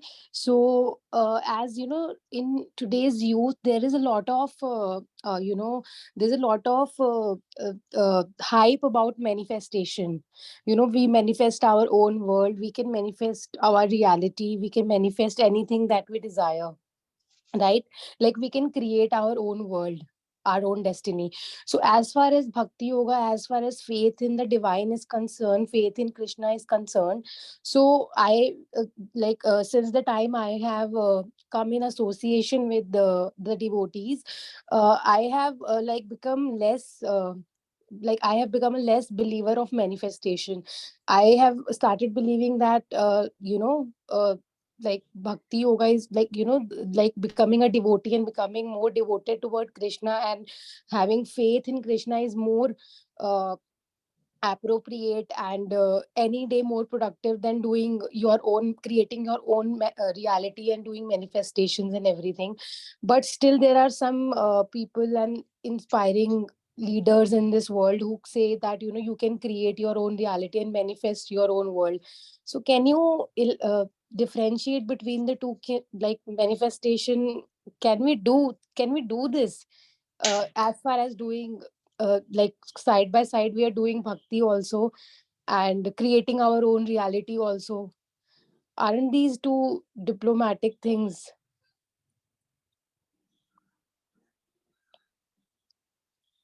Prabhuji, please unmute Prabhuji. Hare Krishna. Yes, thank you so much, Mataji, for your wonderful question. Now, are they diplomatic things? How do we understand that can parallel reality be created by someone? And to answer to that is no. Now, this is a simple reason people may give not to surrender to Krishna, not to surrender to the concept of God per se. People, we are all Krishna's children. We are all part and parcel of Krishna. So we limited way, we also have ability to create in a limited way. And but Krishna has created universes, and we can create a small satellite which we can send from here to orbit, and then it can rotate, we can control its movement, and we can be very proud of that achievement. And that is indeed an achievement. It's able to click pictures, send us live videos, being able to give us warnings, and we can be reasonably proud of this achievement if we have to. We've no it's another question, it's another thing that we have done that using intelligence which is given by Krishna, using facility which is provided by Krishna, using resources which are made available to us by Krishna. None of this is created by us. If you want to manifest your own reality, you need to manifest your own grain, and which is not possible without using facilities of given by Krishna. We cannot manufacture grain in factories. We need to go to Mother Earth, which is separated energy of Krishna. Bhumirapa nalo vayu, kham manahi. They're all are his separated energy. So without utilizing the earth, we cannot manufacture grain. Rains, we cannot produce. The whole cycle is managed so perfectly, has zero intervention from humans. The sun is there, every day he comes, and there is a water evaporation that happens, water becomes cloud. Now cloud is such a complex product. You cannot manufacture cloud in laboratory. What it is made up of, it is made up of vapor, dust, that's it. Give some, if you are given some vapor and dust, can you manufacture cloud inside a laboratory? It's not possible. And what these clouds are, the clouds are like moving water tanks, which cannot be, which are leakage proof moving water tanks, which can carry tons and tons of water from place 1 to place B, place A to place B, and without any leakage. An airplane goes through a cloud and does not cause any leakage. Where can such floating water tanks can be manufactured? Who can manufacture those? And they produce rains at appropriate time, at appropriate places. Sometimes those rains are deposited as a snow, and sometimes they are provided directly to the earth so that crops can grow. The snow eventually melts, becomes river, and provide water throughout the year, so that even if water is given only 2 or 3 months, all the living entities can subsist, can get their quota of water from those snow. And again, everything go back to ocean, which store with which store this water, does not which store and purifies that water with minerals and salt. Salt is keeps that water fresh, and again the sun evaporates the same water, and the whole cycle continues. If anybody who think that they can create this kind of a creation, I mean, they are living in illusion. We cannot create we cannot manifest any reality of ourselves. We have a oxygen cycle where we are throwing out, all the human living entities are giving up carbon dioxide, which is used by plants to produce their food, and by eating their food, we are subsisting. We eat fruits, we eat vegetables, and by that we are surviving. And because we are able to give away carbon dioxide, plants are surviving. Now this is symbiotic process, and it's so difficult to create similar process in the manufacturing world. similar kind of a process. It's practically impossible. Not many success stories exist where finished goods of one becomes raw material for another, and vice versa. And just God has created it, and He can only creates it. Human body is so complex. We eat food every day. We can't understand how it get digested. We just know it get digested, and when we realize this, there is a problem when it doesn't get digested. That's the only thing, only time we try to figure out how food get digested. But otherwise it's such a complex process that whole food intake which goes into the body, it's dissected into various components, and appropriate things are absorbed, and the waste is pushed. It's all happen in such a systematic way. I mean, we can't understand our own human body. What to speak of creating another manifestation? Now, this is sheer arrogance on the part of scientists who think that they can create another manifestation, and this is their reason for rejecting God, rejecting the concept of God. You can't hold your urge to go to washroom for 1 hour. What to speak of creating manifestation? Nobody can become God. Nobody is God. And nobody is equal to God. What to speak of becoming God? So everyone is subordinate to God. Those who are talking about creating manifestation are also growing old, much against their desires. They are also falling sick. They are losing their capabilities by every passing day, much against their desires. So they are not free. They are all bound. They're all they are all suffering, and much against their desire. Now, if they can only understand why they are suffering, they will be able to do something about it. But by becoming blind to their own suffering, or accepting suffering as because everyone is suffering, I am also suffering, is no solution. There is a solution that is on offer by Krishna. By taking to the process of bhakti yoga, you can come out of the cycle of birth and go back to the spiritual world where there is eternal happiness. You cannot manufacture eternal happiness in the material world. We are foreign to the world, and the world is meant to be world is created, it is getting deteriorated, and it will get destroyed, and again it will get created. Now this cycle is applicable to the material world, and we cannot change it because we don't own it, we don't control it. So we can have a limited control over very small components of resources of material nature, but by and large, we are in control, not we have control.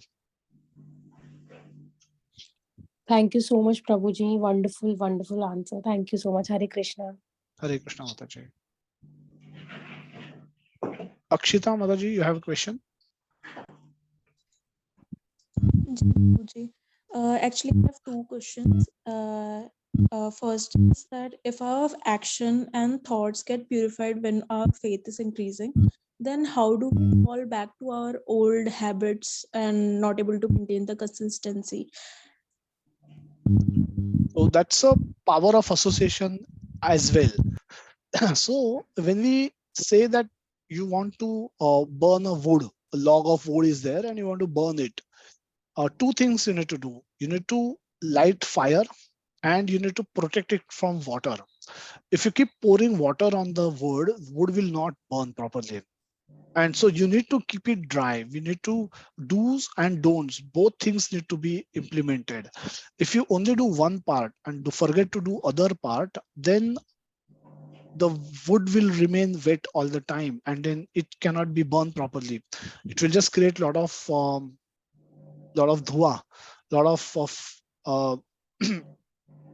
so that way it will cause a lot of friction. So when we want to take to the process of bhakti yoga, and we are performing bhakti the yoga by association of, we're taking association of devotees, we are chanting Hare Krishna Mahamantra, we are coming to temple, we are attending classes, we are meeting devotees, we are trying to follow our regulatory principles. But if we don't give up our old habits, old colorful way of life, then we continue to risk ourselves. It's like pouring water on the wood which we are trying to burn, and that will is not conducive for burning. So we have to stop associating with those people who are non-devotees. We have to stop um, indulging in those activities, anti-devotional activities, which we were probably doing before becoming devotee, and then only we can hope to become good devotee.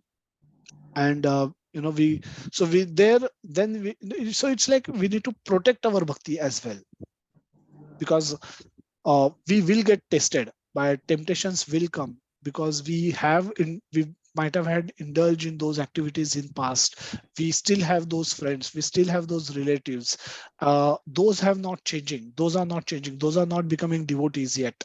And so they will drag us to their towards them. And we should have ability to protect ourselves from getting dragged. It's simple.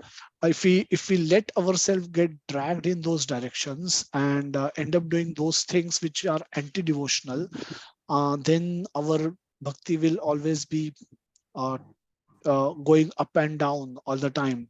So if we want to remain, so we want to, that's why the why becomes very important, that why we are performing bhakti. When we get a very solid reason to perform bhakti, then we are able to say no to those activities. We'll have to say a lot of no to a lot of people uh, in order to protect your bhakti. It's not, it will get challenged every now and then. And you need to be strong enough to say no to people for the purpose of protecting your bhakti. And unless you are able to do that, it's unless you are able to protect your log of wood from water, it will become struggle to burn it. It's like that. Hope that answers your questions, Mataji. Suji, and like you said, that you need to protect from that friends and from the relatives. So like I have my few childhood friends that end up being atheist, and also family members also, they don't believe in it too much. So how do I protect myself? And even if my like thoughts get tempted, we are in the beginning, we are in negligence that it's not getting contaminated, it's not getting, but end up realizing that it did. So how do we realize that and stop that, and how to protect ourselves? So how to protect ourselves? And we could be surrounded by people who are atheist or who are anti-theist, who don't want us to also follow. Not only some people are anti-theists, so they themselves are non-believers, and they want to spread their movement.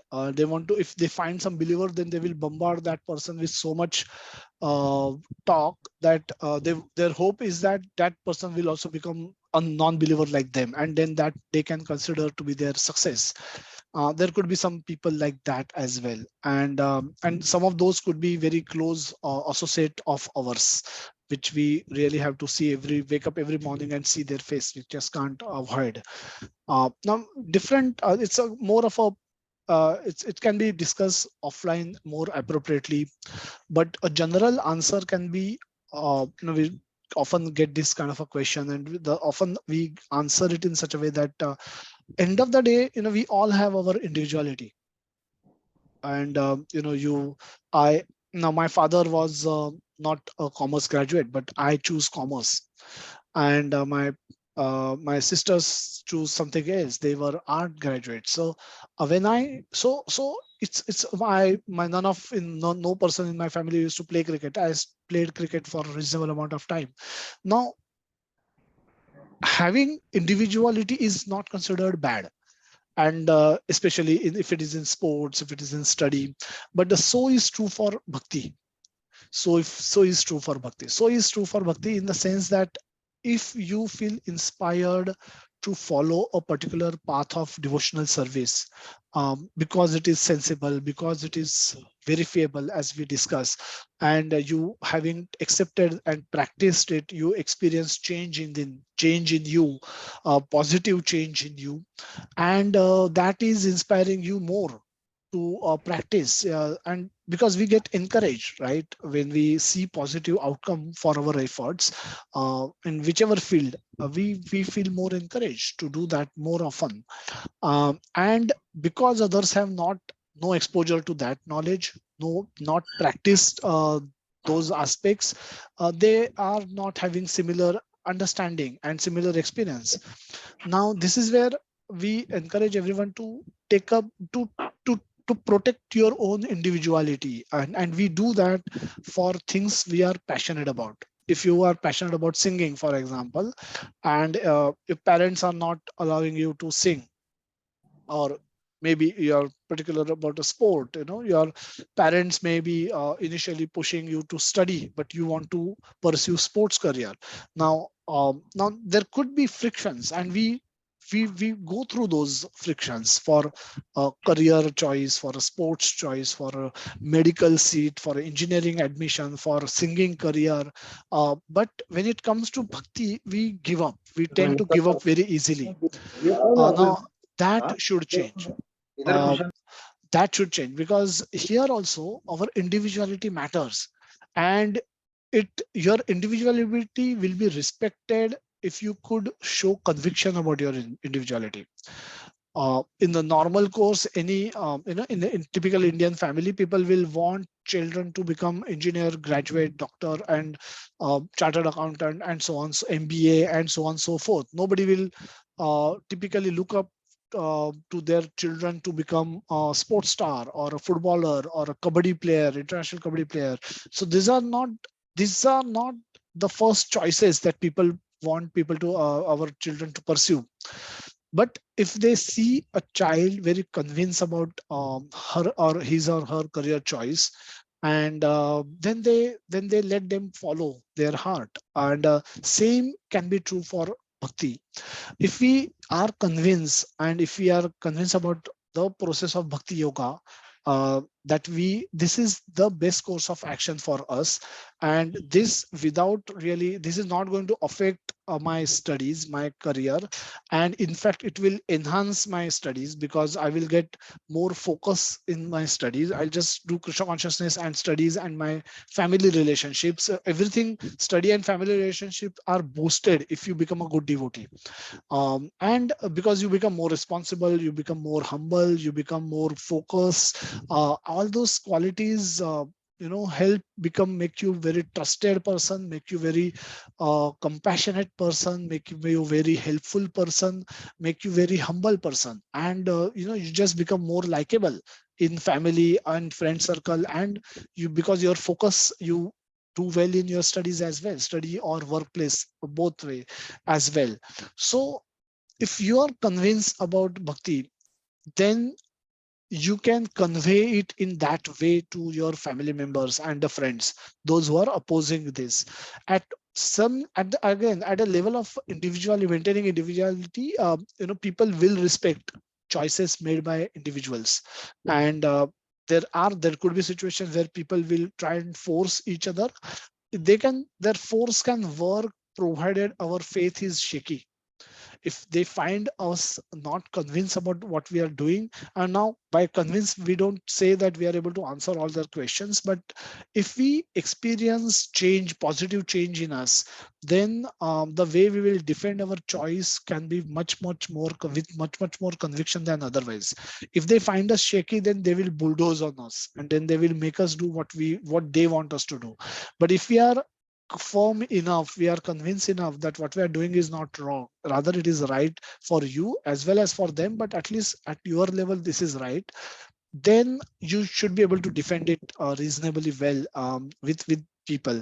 Again, when we say we defend it, we feel inspired by it, therefore we are finding it helpful for our own purpose, and we are benefiting out of it. Now as long as I don't force it upon others, nobody else should mind me doing what I want to do. As long as what I'm doing is not immoral, is not unethical, then it should be left to my personal choice. Now it can be positioned in that way, and we take similar positions for our career. As I said, career, sports, friends, relationships, many times we take that position. We need to take similar position for our bhakti, for protecting our bhakti. And if we are firm in our choice, people will respect it, and people will have their own ways and their own ideas. And most of the Indian families have some ideas, some conception of God. So it's not that they don't understand concept of God at all. Mostly it should not be the case. But even if it is the case, at the end of it, you are respecting their choice, and you should expect them to respect your choice. It's as simple as that. But a more specific situation can be discussed separately. Okay, Mataji? Ji Prabhuji, thank you so much. Hare Krishna. Hare Krishna, Mataji. Thank you so much for your questions.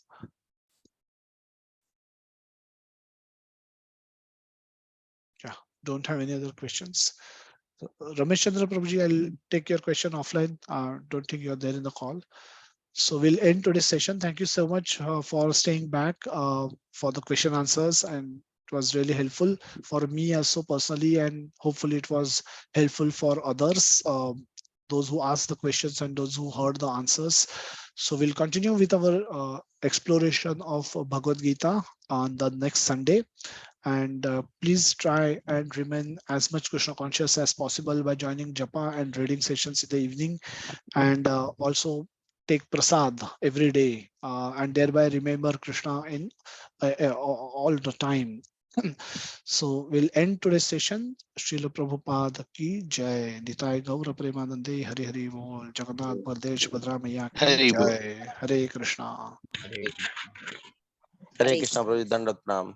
Hare Krishna, Prabhuji. Hare Krishna Prabhuji, Hare Krishna Prabhuji, Dandavat Pranam. Hare Krishna. Thank you, Prabhuji. Hare Krishna. Dandavat Hare Pranam. Krishna Prabhuji, Pranam. Hare Hare Krishna. Krishna Prabhuji, Dandavat Pranam. Thank you, Prabhuji. Dandavat Pranam. Hare Krishna. Hare Krishna.